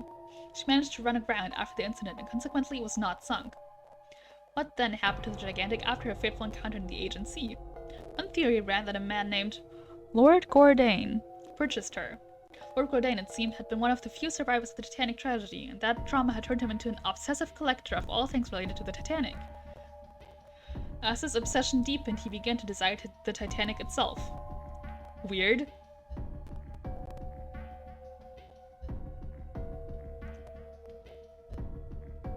That, of course, was impossible. The Titanic lay at the bottom of the Atlantic Ocean. The Gigantic, however, had not suffered such a dire fate, and as she was identical to her sister ship, she caught Lord Gordain's eye. So you're saying this Lord Gordain bought the ship? Yeah. At least I think I am. That's impossible. No way we're in some boat that's almost 100 years old. Pipe down, just pay attention. What, that's it? Well, have you got any proof? Proof? Proof that the ship is really gigantic. Well, the ship's got stuff that's like the Titanic and a hospital ship, so I just figured. Oh, for goodness, don't tell me that's your only reason. No, I've got more. Like? Well, I mean... Seven looked around desperately, doing anything to avoid meeting Lotus's piercing stare. I mean, like, did you ever see the movie Titanic? And the main staircase they had in that one looks very much like the main staircase in this boat. He scratched his head for a moment, then gave up. Finally, he opened his mouth. I don't know. Lotus sighed and shook her head. I guess your memory isn't back yet, is it? No, sorry. Then, almost as if to save Seven from further embarrassment. Bong bong. Bong. A bell began to ring from far away. It sounded as though it was the clock at the main stairway. Junpei counted each chime, carefully. 10, 11, 12.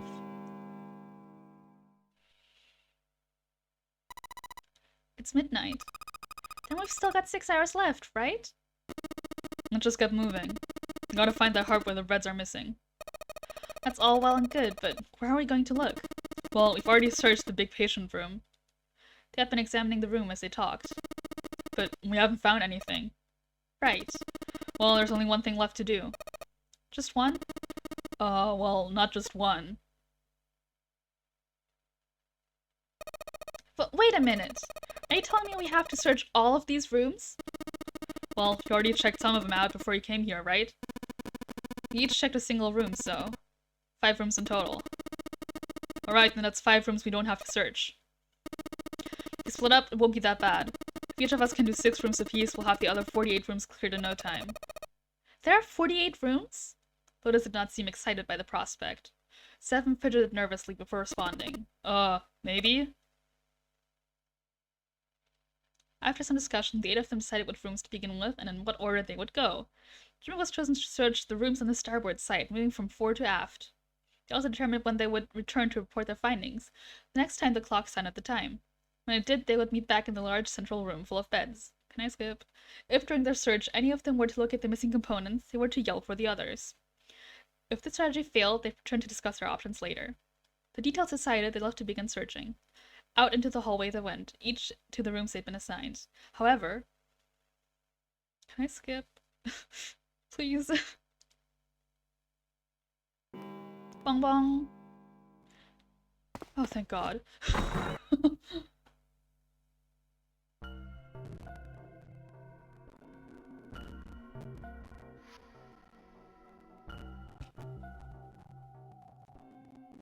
Okay, I think from here on, I only have to go through doors I've been through before. So... yeah, the next is door 8. So... I've been through door 8, right?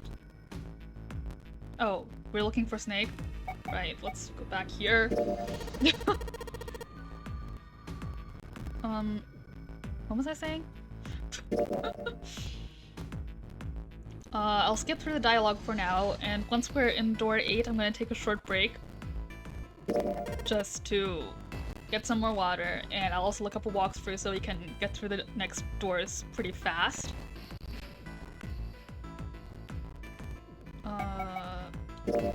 But I don't remember which one door 8 was. Was that the first one I did? With the laboratory with Clover and Lotus? I think so. Yeah, because Lotus always goes in door 8, so that one must be with Clover and Lotus then. Okay.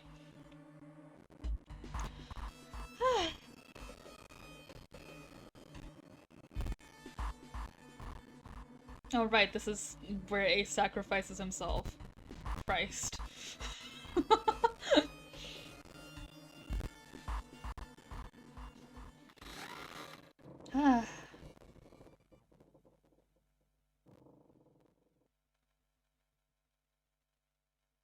Well, while they're talking, I'm actually gonna get a throat candy. Because my throat hurts.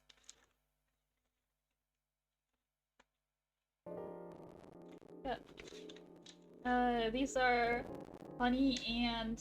oh shit, what's that? What's that in English? Oh, I could have chosen door 3? Oh yeah, you can. Huh. I want to go through door 3, but it seems to lead to a different ending, so I won't. Actually, let me look up a walkthrough, because I do want to go through door 3.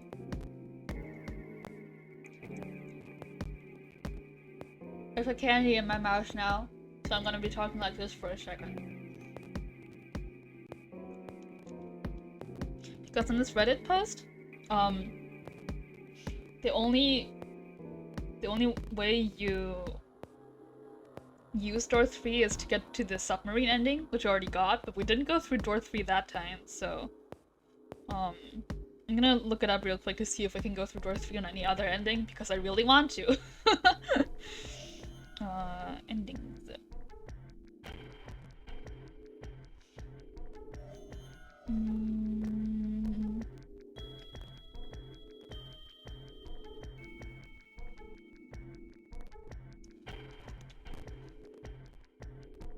Huh.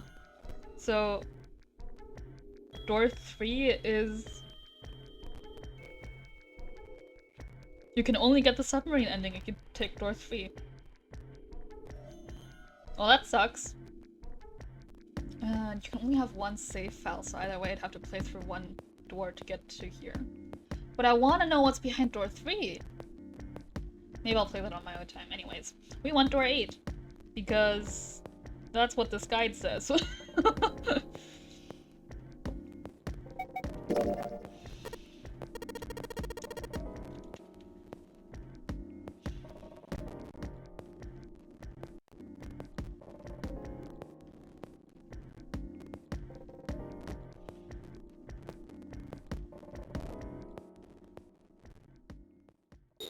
Jesus Christ.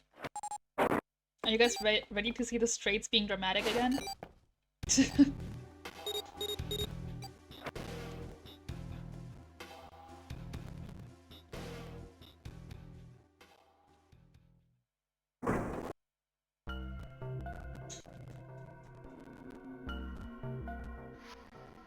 Oh, look at that. So in this room our goal is to set a fire. Isn't that nice? Take a way out! Okay. So I'm gonna take a quick break.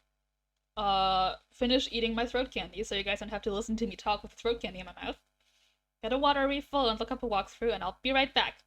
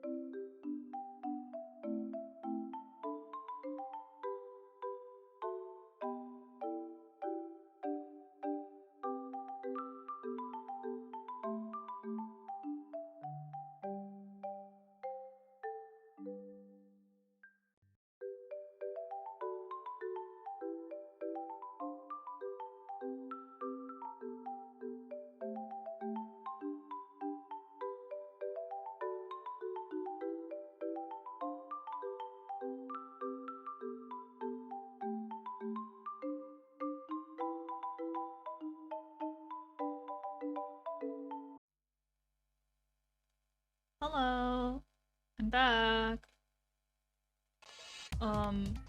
Sorry if I sound further away. There is a rabbit on my lap. I have a boy. He's with me. Wow, the music really is going off. Hee. Yeah, I also have a walkthrough, so I'll try to go through this pretty quick. I might have to let my boy off at some point. If he gets restless, if he wants off. Yeah, okay.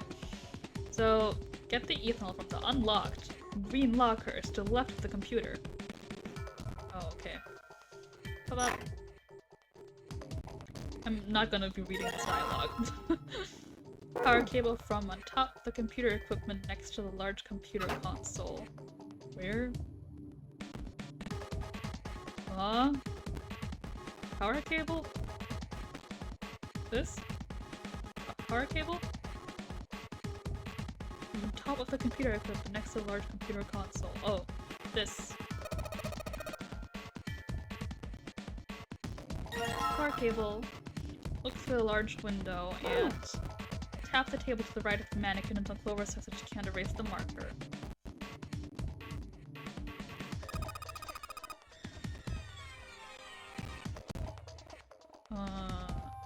And the ethanol through the bars.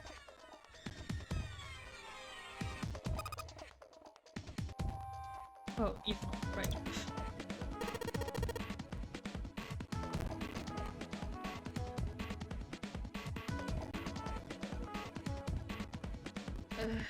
Right, this is the part where I had to talk to Clover again to convince her to do it.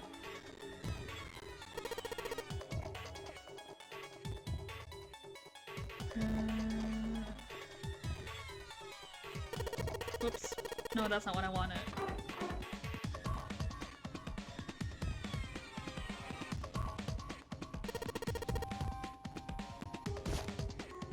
Oh? Are you leaving, sir? Sir? Are you leaving? Do you want off? I can put you down. Do you want down? Come here.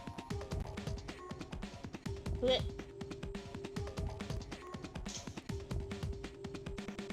The man has gone. He's left. He's immediately run off into the other room. We have been abandoned.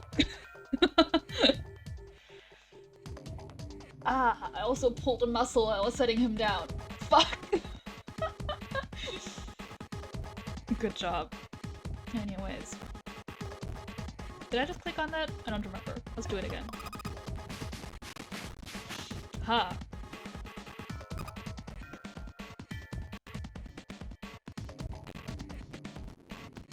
Oh, this is the bit that I didn't need at all. Injured in a rabbit lifting incident. Yeah, it happens.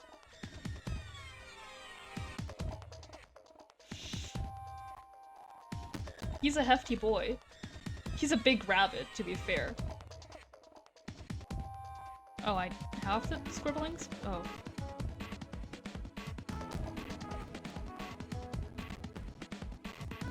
Computer monitor while holding the power cable.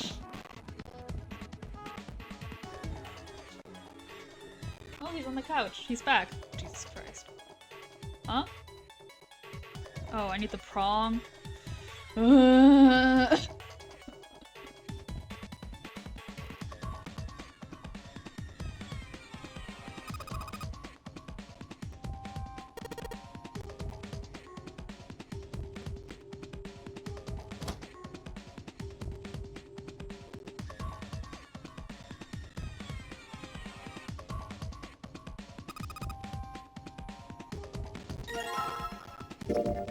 Well, this is going to be like the next 3 rooms, so...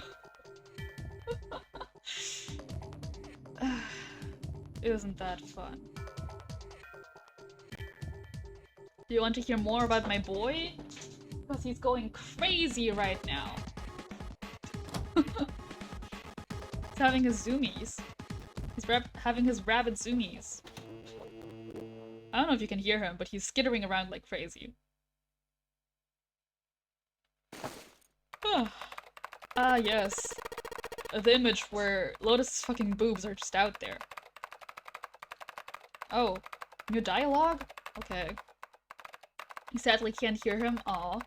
That's fine, there's nothing to hear, he's just skittering. Thank you for the bonk. I appreciate it. Sir! Yeah, this is why I have him in the other room. Because if I have him here, every 10 minutes I'll just go, Sir! Mr. Man! Chunky Man! So... He just jumped into something. Oh my god. I feel like we won't have a repeat of this time, but whatever. What kind of job do you have? What are you? I am unemployed at the moment. I used to work for a cybersecurity firm, but I quit. Why? Lotus blinked. Huh? Oh, it was just something. She stopped typing for a moment and her face fell. This was not an avenue of questioning to be pursued, Junpei realized, and quickly shut his mouth. Holy shit, my man is going crazy. Why is there new dialogue? Anyways. Lotus's fingers began to move again, and in a few seconds she was back up to speed. As she typed, more letters and symbols that meant nothing to Junpei began to pour across the screen. You were waiting to see how long the looping keyboard would go? Not very long, apparently. What are you doing now? I'm going to try and brute force it. Brute what? How- Junpei! How do you not know what brute forcing means? A brute force attack is, well, the short version is that I just attack the thing, head on. The long version, without looking up or slowing down, she began to explain. A brute force attack is one of the simplest ways to break a cipher, she told him. It checks every possible combination until it finds the right one. For complex cipher, it could take a very long time. The thought of doing something like that made Junpei feel tired, but Lotus explained that she was writing a program that would run such an attack on its own. It's not the most elegant solution, certainly, but given the circumstances, there isn't much else I can do. Even as she talked, her fingers never slowed or missed a key. Junpei couldn't help but feel a little awed. Oh, but back to what we were talking about earlier. What were we talking about? The wireless display. It's kind of strange if you think about it, isn't it? How do I put it? Well, let's say you write a program that calculates an addition problem for you, alright? So you enter 1 plus 1. The screen will show you 2. See, isn't that strange? No, not really. Oh, come on now. Of course a caveman like you wouldn't think it was strange. You said so just a minute ago. You're just not getting it, are you? Who calculated 1 plus 1? The main computer, right? Okay! Okay! Is your take from a wireless computer monitor that the computer is doing telepathy? Is this where this is going? Why is there suddenly new dialogue, and why is it more telepathy dialogue? Oh my god. The main computer, right? He said it's connected to the monitor wirelessly. Yeah, but someone who grew up in a cave wouldn't know that, right? They'd probably think that this thing here, the monitor, is doing the calculating. And once they've decided that, they'll start examining this monitor. They might poke the screen or something. Ah, I see. The color changes when I press it here. And they might investigate the hardware on the inside. Ah, I see. So this wire supplies power. Eventually, they might even cut the wires. Ah, yes, just as I expected. When this wire is cut, no results appear. Therefore, it must be this device which does the calculations. But the truth is that, just like you said, the computer is doing the calculating. But these cave people wouldn't know that, because they have no idea that the monitor and the computer are connected wirelessly. Let us continue to type. Junpei scratched his head. So, what are you trying to say? Nothing, really. It's just, I thought maybe. What if the relationship between human beings and our brains is like that? God damn it. Huh? Well, let's just say you stick a bunch of electrodes into parts of the brain. Scientists examining the signals they send out might sell. Wi-Fi brain. That's the 3G brain. The fucking 5G brain. Ugh. Interesting. So simulating this part of the brain causes this person to see colors.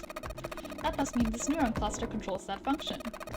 Okay, let's see what happens when I cut out this part. Ah, just what I thought. Cutting off this part causes that function to cease. Therefore, human thought processes must occur in the human brain. You get it? It's just like this monitor. Maybe the brain is just an output device, like this monitor. Are they going to use the word epiphenomenal? I hope not, because I don't know what that means. Maybe our thought process actually occurs somewhere else, in a main body. We just don't know it. We never even think about it. Just like those cave people wouldn't know about wireless communications. We can't imagine that there's some unknown medium that transfers information into our brains, where we experience that information as thoughts. What's going on? I'm scared! Junpei didn't say anything.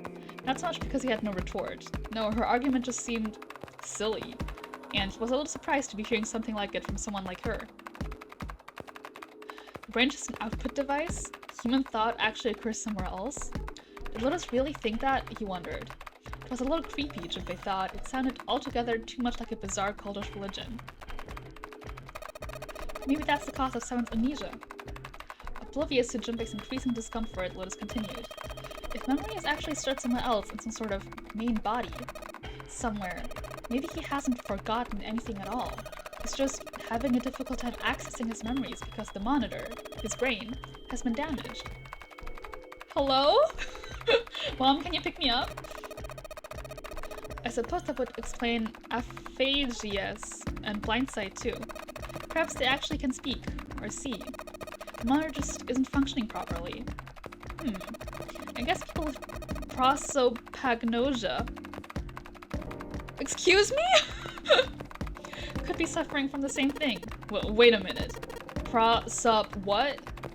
You know what aphasia was from watching medical dramas on TV, and blindsight was easy enough to guess, but he'd never heard the word prosopagnosia before. Face blindness. Oh! What, you've never heard of prosopagnosia? Lotus spun around in her chair to look at him. Junpei just shrugged and shook his head. Nope. What is it? Well, put simply, it means a condition where the mind can't distinguish between human faces.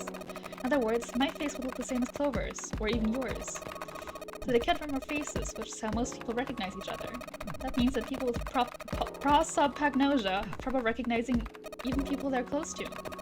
Usually they can make do by associating people with other things. Their voices, their clothes, their hair. Does that mean other people's faces look like planks?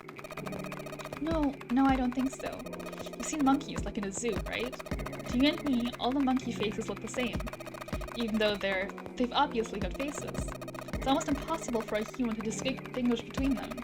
The zoo staff that works with them learned to identify different monkeys, eventually, but you or I couldn't. Unless one had a scar or something else, set apart. That's how people would be to someone with prosopagnosia. You know someone with face blindness? Damn. It's, interesting, but it seems like a really tough life. I feel like you'd be also getting blamed for it a lot. Prosopagnosia, huh? Didn't even know that kind of thing existed. Junpei did his best to act as though the entire lecture hadn't gone entirely over his head. And, what were we talking about? The idea that your brain is just an output device, like a monitor. Are you serious about that stuff? Not really. I was just kidding for about half of it. What about the other half? Well, I guess I was just adulting. Ha ha ha ha ha ha. Not funny. Teehee! Lotus' smile had something rather masochistic to it. It's nothing more than a story I made up out of boredom. Don't take it seriously. It was the first thing that came to mind and I just talked about it to kill time. But it looks like I don't need to talk anymore. Why? I don't have to kill time any longer. As she spoke, Lotus raised her right arm high and brought it down on the enter key. She's in! The program took only seconds to analyze the system. Chunks of text flickered on and off in quick succession, and then a line of numbers appeared, blinked, and disappeared. The screen cleared, and all that was left was the word accepted. She found it! Teehee! Piece of cake. Lotus would clearly have patted herself on the back, if it would not have made her look entirely ridiculous. After a few seconds, the accepted disappeared to be replaced with... Haha. 9 squares arranged in 9 3x3 square. What the hell is that? No idea. It looks like a puzzle. Suddenly Lotus stood up. Aha. This is that thing that I solved by myself, which apparently you pick up the note that Clover gives you. Oh well.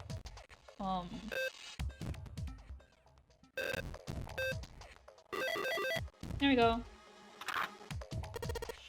Alright. I solved it.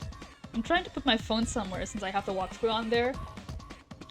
In a way where it like won't cover what I'm seeing and also won't slip. So, oopsie. I solved it. Did you hear a noise just now? Yeah, I did. It sounded like something unlocking. Where did it come from? From those lockers that are unlocked. Look, Junpei, the light's on right. That's right, I'm skipping things.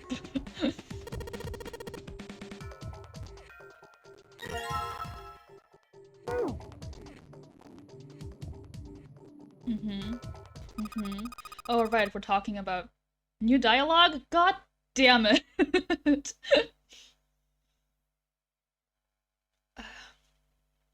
I wanted to ask you something. Junpei, you went into door 5 with my brother, right? Did you hear him say, like, anything weird? Why is she asking me this? Junpei wondered. Because her brother is missing, you fucking asshole! The more he thought about it, however, the more it made sense. Yeah, no shit. Snake had been gone for a long time. Clara was quite attached to her brother. Of course she would have been worried about him. He thought back to when he'd gone through door 5. Hoping he might remember something, even a small something, that would help her. However... Sorry, Clover. Can't really think of anything. I mean, he did mention that his hearing exceeds that of a regular person, or something like that, but that's about it. Okay. Clover's words were barely audible. She nodded vaguely to Junpei and turned to walk away. Hey, wait a minute. Look, I don't know if I should ask you things, but if you don't mind, I was hoping you could tell me if, Snake, I mean, was he born? You're talking about his eyes? Yeah. No, he wasn't born blind. When he was a kid, he got in an accident. A really bad car accident. He couldn't see after that.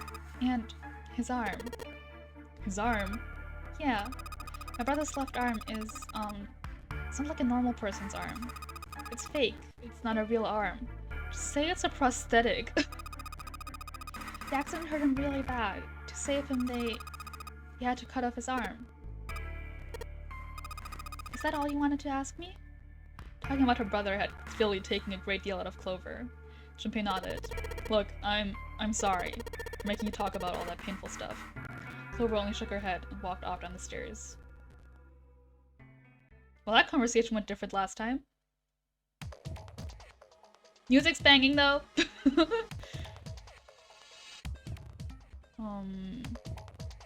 Key.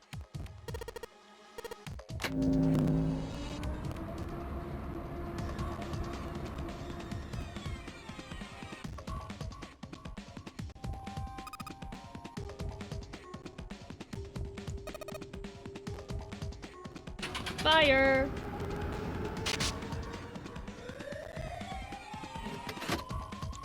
Hey, I found it! I set a fire!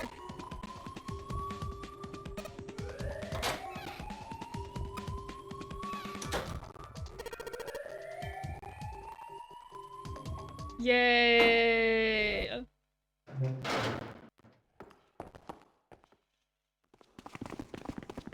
Oh, we met up already. That was fast. That's okay.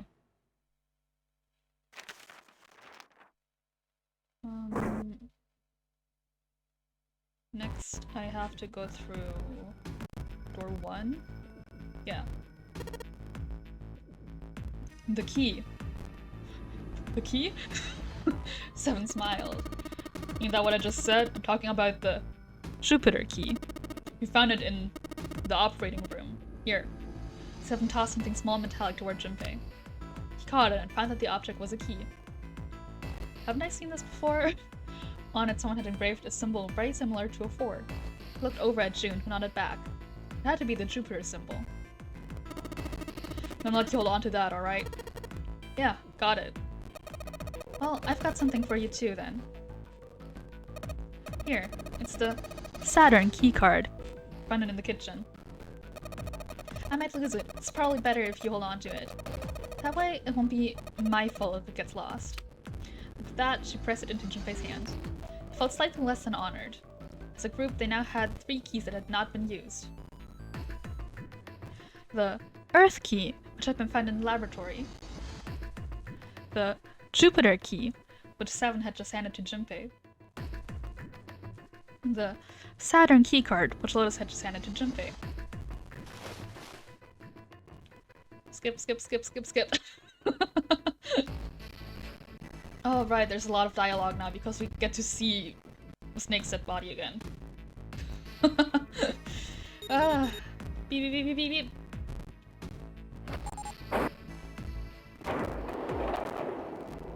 So my throat's been kind of rough these past days, weeks. I don't know why. It's not really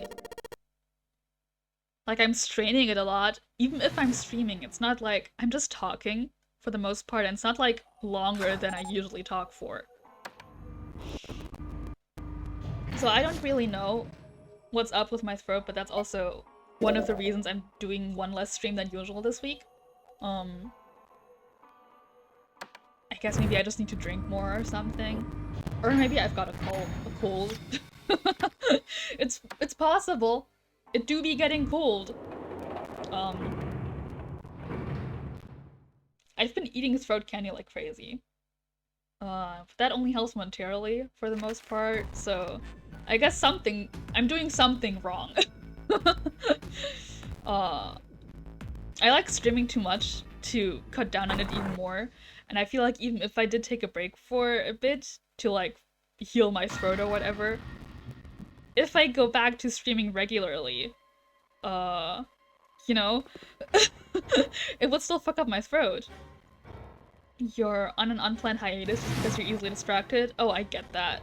Me too. I'm easily distracted too, but I just find more stuff to stream. You hope my throat gets better? Me too! I don't know, I'll keep trying stuff and like, I don't know, drinking more tea, staying really hydrated, maybe I'll buy a humidifier. And if it persists, I guess I'll go to the doctor.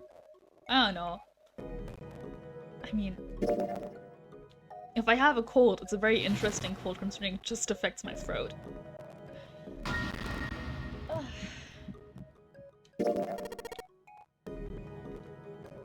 But it's not that bad. For the most part, I don't really notice it.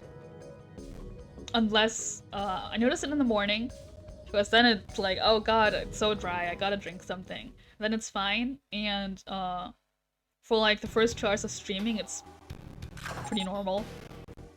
Only about, like, now is when I go, oh wow, that's kind of scratchy. So, you know.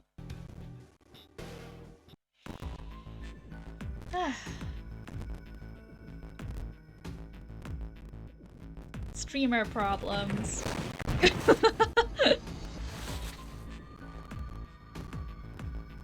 Go through door 1. Oh wow, we still haven't been through door 6. Huh. Door 1 led to... Which room did that lead to?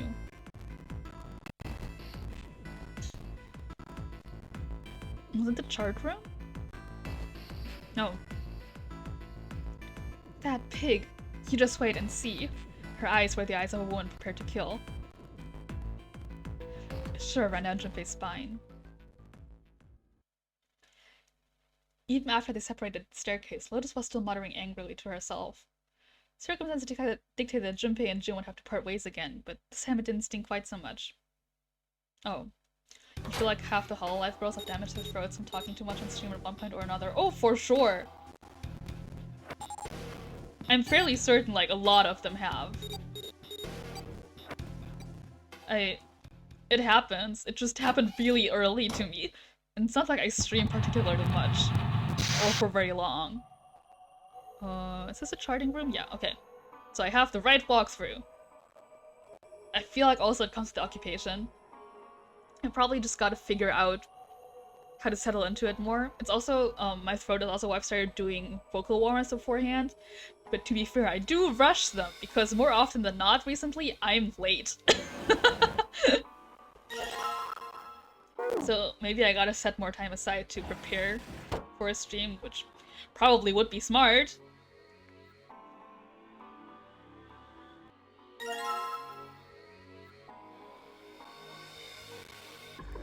Oh.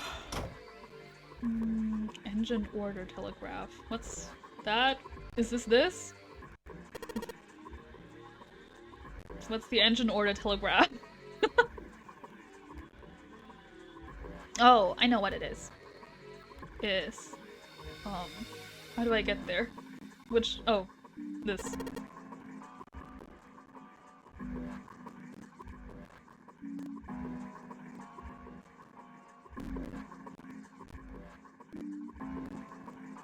Can I turn it?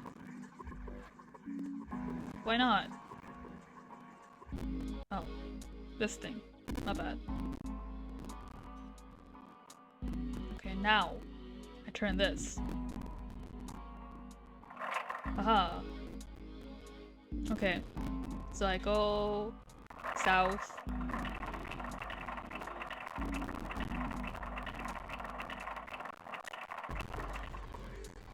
Then west. Then southwest. Northwest. East.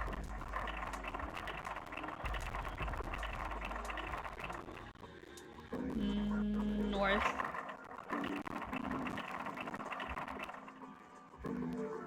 Wow. What the?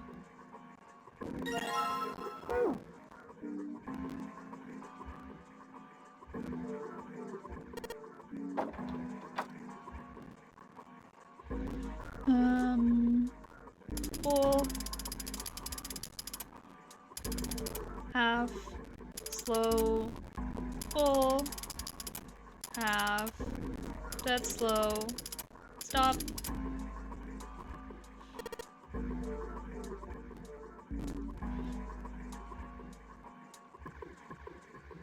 Wait, the watch? Which watch?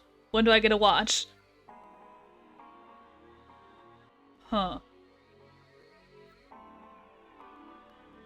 I don't have watch. Hey, I know I get a watch, but when do I get it? Did I skip something? Oh, yes, I did.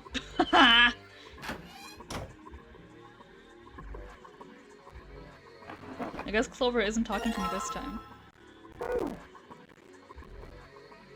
Oh no, she is. Oh no, he is. I guess Ace is just barging in again, even though I'm not even talking to Clover.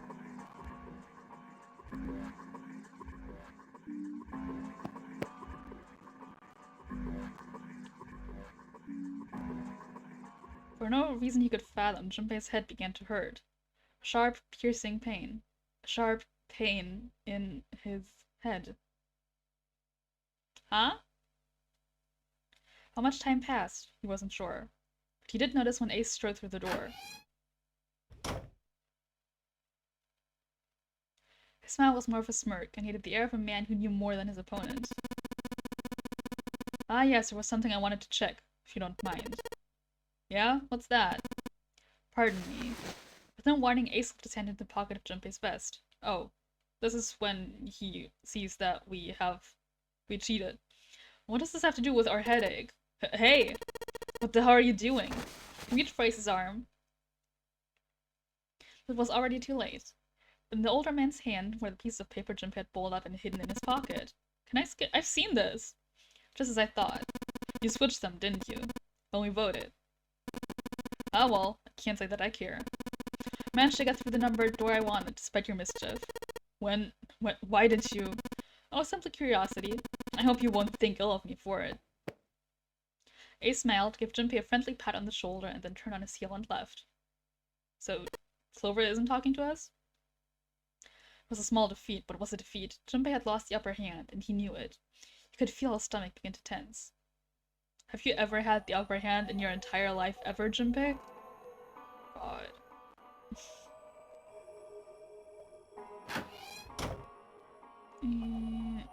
Wait.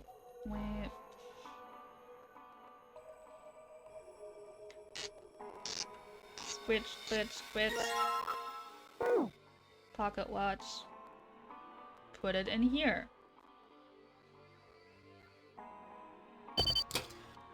Ah. We did it.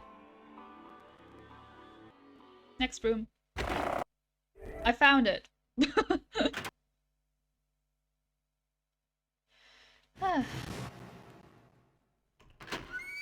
Oh yeah, I guess we didn't go through the last the which one? The operating room with Clover. So we didn't talk to her then, so she isn't talking to us now. Huh. music box.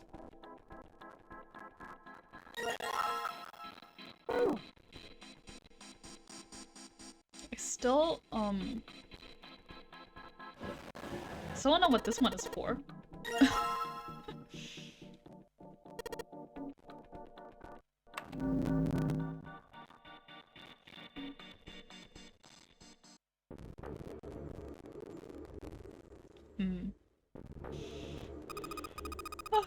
I know it's important to figure out who this guy is, but don't you think we should figure out how to get out of here first? But please, I don't want to waste any more time. Clover looked miserable, as if she could start crying at any moment. Junpei just didn't have the heart to tell her no. Alright, sure thing. This is when we, like, figured out with Clover who could have done it and who couldn't last time. Was his mind playing tricks on him, Junpei wondered. For a moment, he could have sworn he'd seen Clover smile. Hello? Hello? Okay. Worrying.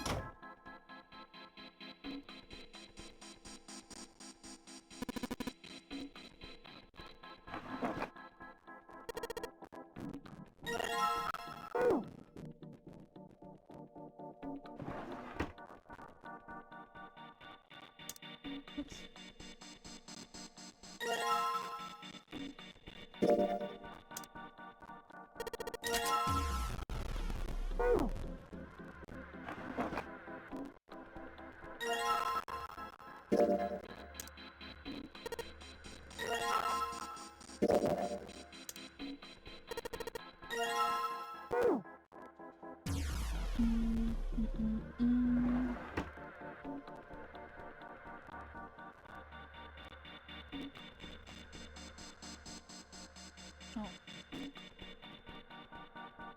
Oh, no. I wanted to click the fucking remorse thingy. Yes.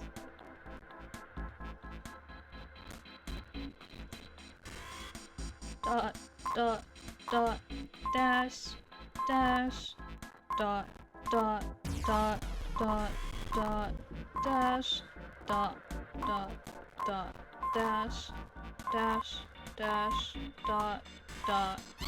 There you go. I've unlocked the drawer. I'm so smart. Music's banging. But was it supposed to say all ice? There wasn't a space between the L and the I. Oh right, we don't know the story of All Ice Alice in this one. Were they trying to say that all ice was a single word? It was an interesting thought, but it left Junpei's mind quickly as he opened the file. What lay inside was far more interesting, and far more confusing. Each page was covered with strange characters, blah blah blah blah blah blah.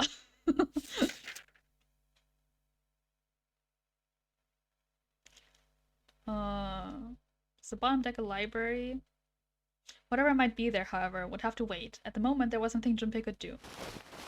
He gripped the keycard tighter and shoved it deep into his pocket. Wow. Key. Key. Fucked up key.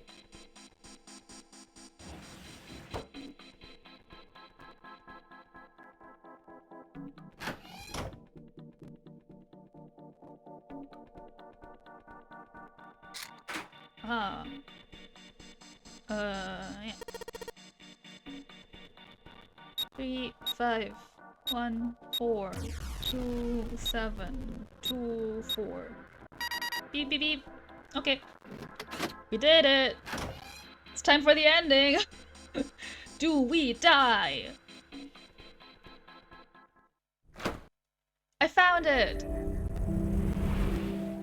I found it!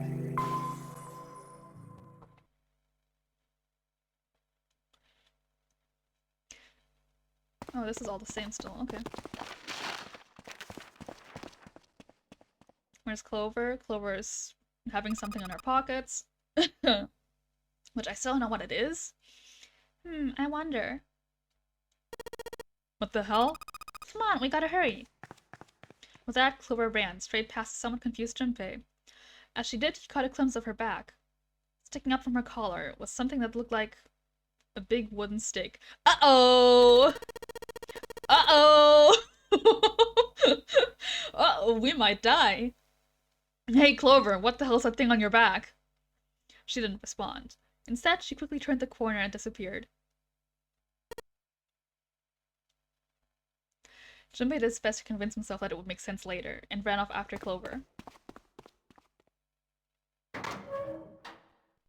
Junpei pushed through the door and found himself in a large room with a large set of stairs. I am worried that Clover has the axe. They reached B deck at the same time. Junpei! Clover! June's face was excited. Something had happened, that much Junpei could tell by simply looking at her. What's up? Given the situation, he was not inclined to be excited about the sudden developments. June, however, couldn't contain herself. We found it! Found what? We found it! They found it. So, if they still found the 9 door, does this not end with Santa taking everyone hostage again? I guess Clover just fucking slaughters everyone with her axe? Holy shit. The last door! We found door 9! Skip. What? Come on, just follow us. We'll explain on the way. Okay, let's go. 7 turned and jogged off down the stairs. The rest followed. We finally made it! The relief and excitement in her voice echoed what each one of them felt. Yeah, it's finally time. Junpei wasn't quite ready to believe they'd really done it. At least, not just yet. Still, if everyone said that it was door 9, then it probably was. He could feel his heart racing. A mixture of anticipation and fear ran through his veins, and he could feel his legs shaking. He was doing his best to maintain a sense of healthy skepticism, but he couldn't deny that the prospect of escape was an exciting one. There was one thing he couldn't get off his mind. The numbered door could only accommodate between 3 and 5 people. There were 7 of them on their way to door 9. That meant that even in the best case scenario, there would be 2 of them who would have to stay behind. 2 people. He didn't have any solutions to that problem yet, but he was desperately hoping one would present itself. Junpei looked over at the clock. The hands indicated it was 4:30. They had 19 minutes before the time was up. Hey, Junpei, June, what the hell are you two doing? Hurry it up! Santa's voice jolted Junpei out of his reverie. Let's go, Junpei! June took off down the stairs, jogging as quickly as she could. Junpei followed. They were quiet for a while until... Seed egg! Cocked egg. They had just reached seed egg when Clover spoke. Hey, what about door 2? Everyone else stopped. They all turned to look at Clover. 7 spoke. What about door 2? Door 2 is the only one we didn't... You haven't gone through it, I mean. Yes, that is true. Are you guys okay with that? Not investigating it, I mean.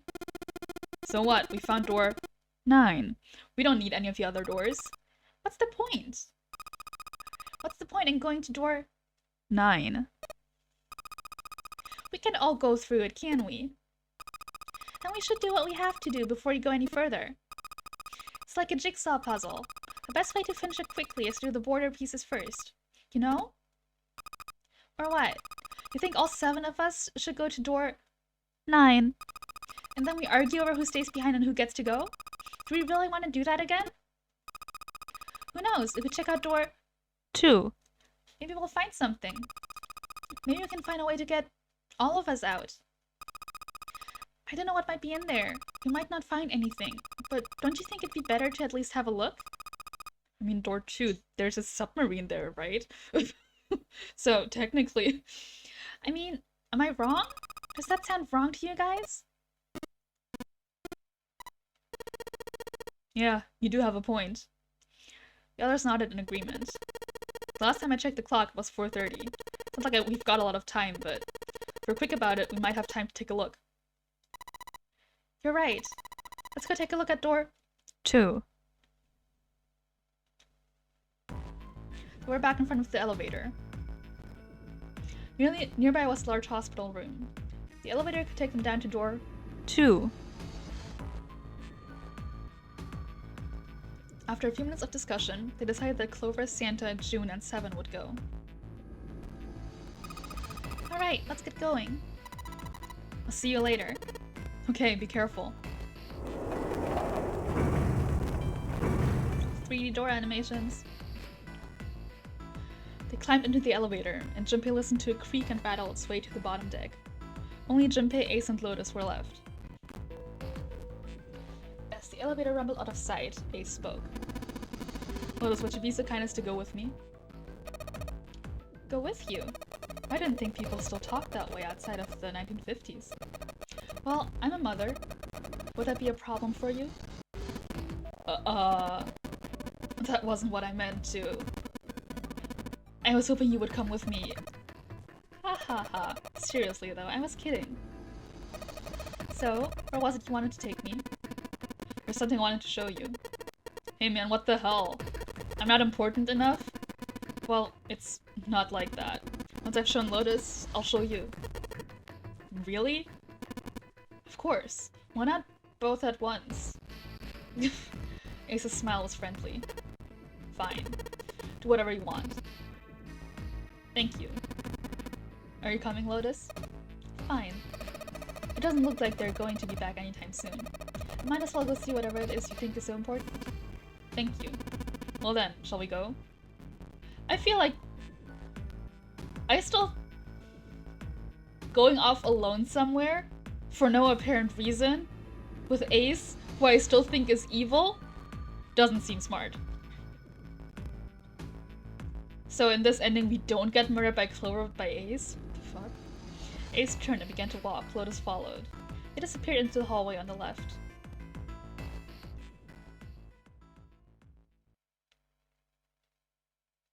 Junpei wasn't sure how long they'd been gone when the elevator suddenly opened. 3D door animation. A single person stood there. Clover. She looked at Junpei, then slowly, purposefully, stepped out of the elevator. The door closed behind her. Where's everybody else? What happened? She didn't answer. Instead, her eyes swept the room and then settled on Junpei. Where are Ace and Lotus? Junpei explained what had happened. Oh. And they went over there? Her voice was small and timid. Yeah, I think so. He repeated his earlier question. So, where are June and Santa and 7? Why aren't they with you? You really want to know? There was something wrong with her smile. Yeah. Okay, sure. Here, let me show you. Clover pulled something out of her pocket and tossed it onto the floor at Junpei's feet. He looked down. On the floor in front of him were 3 metal rings. Bracelets. Well, that's unfortunate. Oh my god. Oh, holy shit. Junpei collapsed.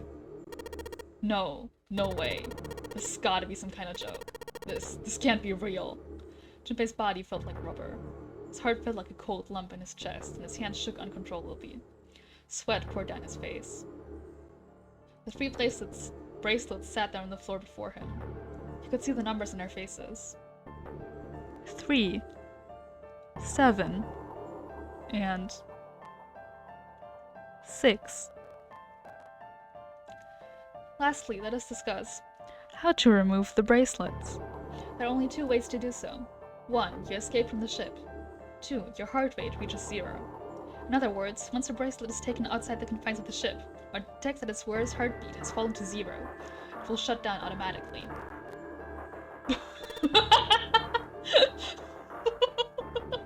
Ah!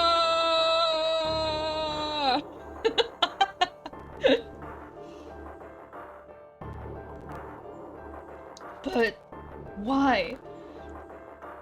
Junpei's voice was flat and broken. Clover's response was cold. Revenge. For my brother. He was forced into door 3 and murdered. He needed at least 3 people to open the door. Who were the 2 that opened the door with him? Only I've been Santa and 7. That's why I killed them. But why? Why did you kill June? Because she tried to protect them. She was in my way. She had to die too. No. No! Junpei shook his head, trying desperately to wake himself from what had to be a dream. It couldn't be real. It just couldn't. Hey, Junpei! He felt Clover's hand on his shoulder. Hee hee! Oh, she's gone. She's fucking snapped. Hell yeah. Good for her. Fucking love it when the girl with twin tails snaps in a horror game. Her smile was wrong. Horribly wrong. Her face looked like a mask made from stretched human skin. The smile that parted her lips did not extend to her eyes. They were dead and empty. The girl in front of him was no longer the Clover he had known. Perhaps she was not even human. Let's go. Her hand reached out toward him. Let's get out of here. Let's leave the ship. Whoa, what the hell are you talking about? To open a numbered door. Yes, I know. You need at least 3 people. And as long as we have this. Once again, Clover reached into her pocket and pulled something out. It was another bracelet. Junpei could see the number on the face. 0. 0. Smart to have taken it. You've got something in your pocket. What is it? Oh, this? This is... See? You get it now? If we have the 0 bracelet, we can leave. You and I can open door 9. It's just the 2 of us. See? So let's go. Come on, hurry up. She shoved out her hand again. Junpei looked up at Clover. She had the face of a demon. No? That's not a demon, that's just a cute girl. I don't see anything wrong with that. But there was something else. It was a holy light that surrounded her. She was both a fierce god and a benevolent goddess, filled with love. What? Junpei? Her voice was soft. Her eyes weren't empty anymore. They were deep, so deep, Junpei could feel himself falling into them. He felt dizzy. There was something oddly bewitching about her. His mind was beginning to crack, and his heart began to melt. Junpei? The hand she was offering him. It looked so soft, so inviting. Junpei reached out with his own trembling hand and closed it over hers. Oh shit! I guess we're not getting out. H. R. K. G. Ga. Ah!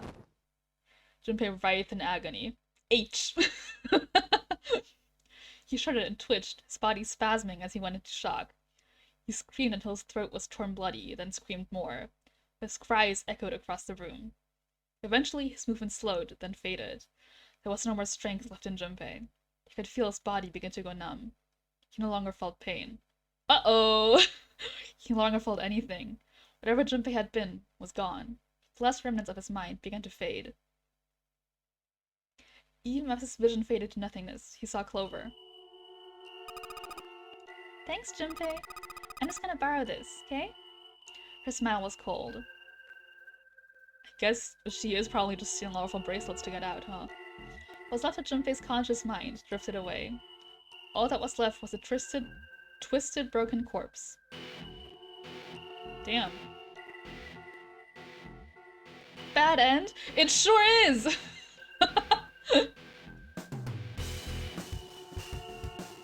It sure is! And I guess Ace is off somewhere fucking murdering Lotus. Wow. True end? That sure is an axe!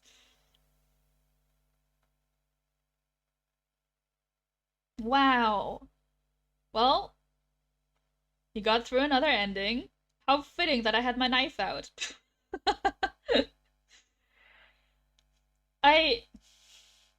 That's what Kurmishi wanted, wasn't it? For Clover to snap and kill everyone? Looks like they got it. How sad they weren't here to see it. It's not entirely unexpected. You put a girl with twin tails in a horror media, and then you horribly take her brother from her. She was gonna snap, and then she had access to an axe. Didn't expect her to snap this much, but you know. Good for her. Good for her. I support girls with twin tails going crazy. Quote me on that. Let's find someone to raid.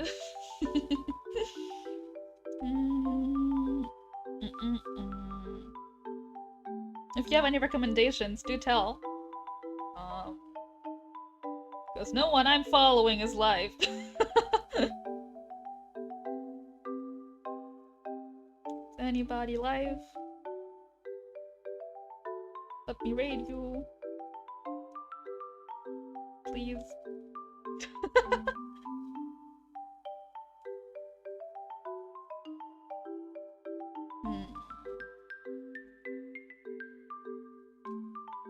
Oh. Mothsea? Sorry, I'm just browsing Twitter and looking if anyone says that we're live. Mothsea says that they are live. Let's see, what are they streaming?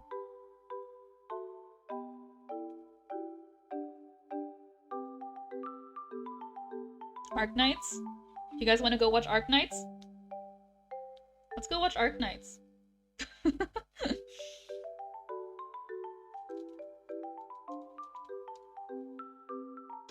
Is that written right?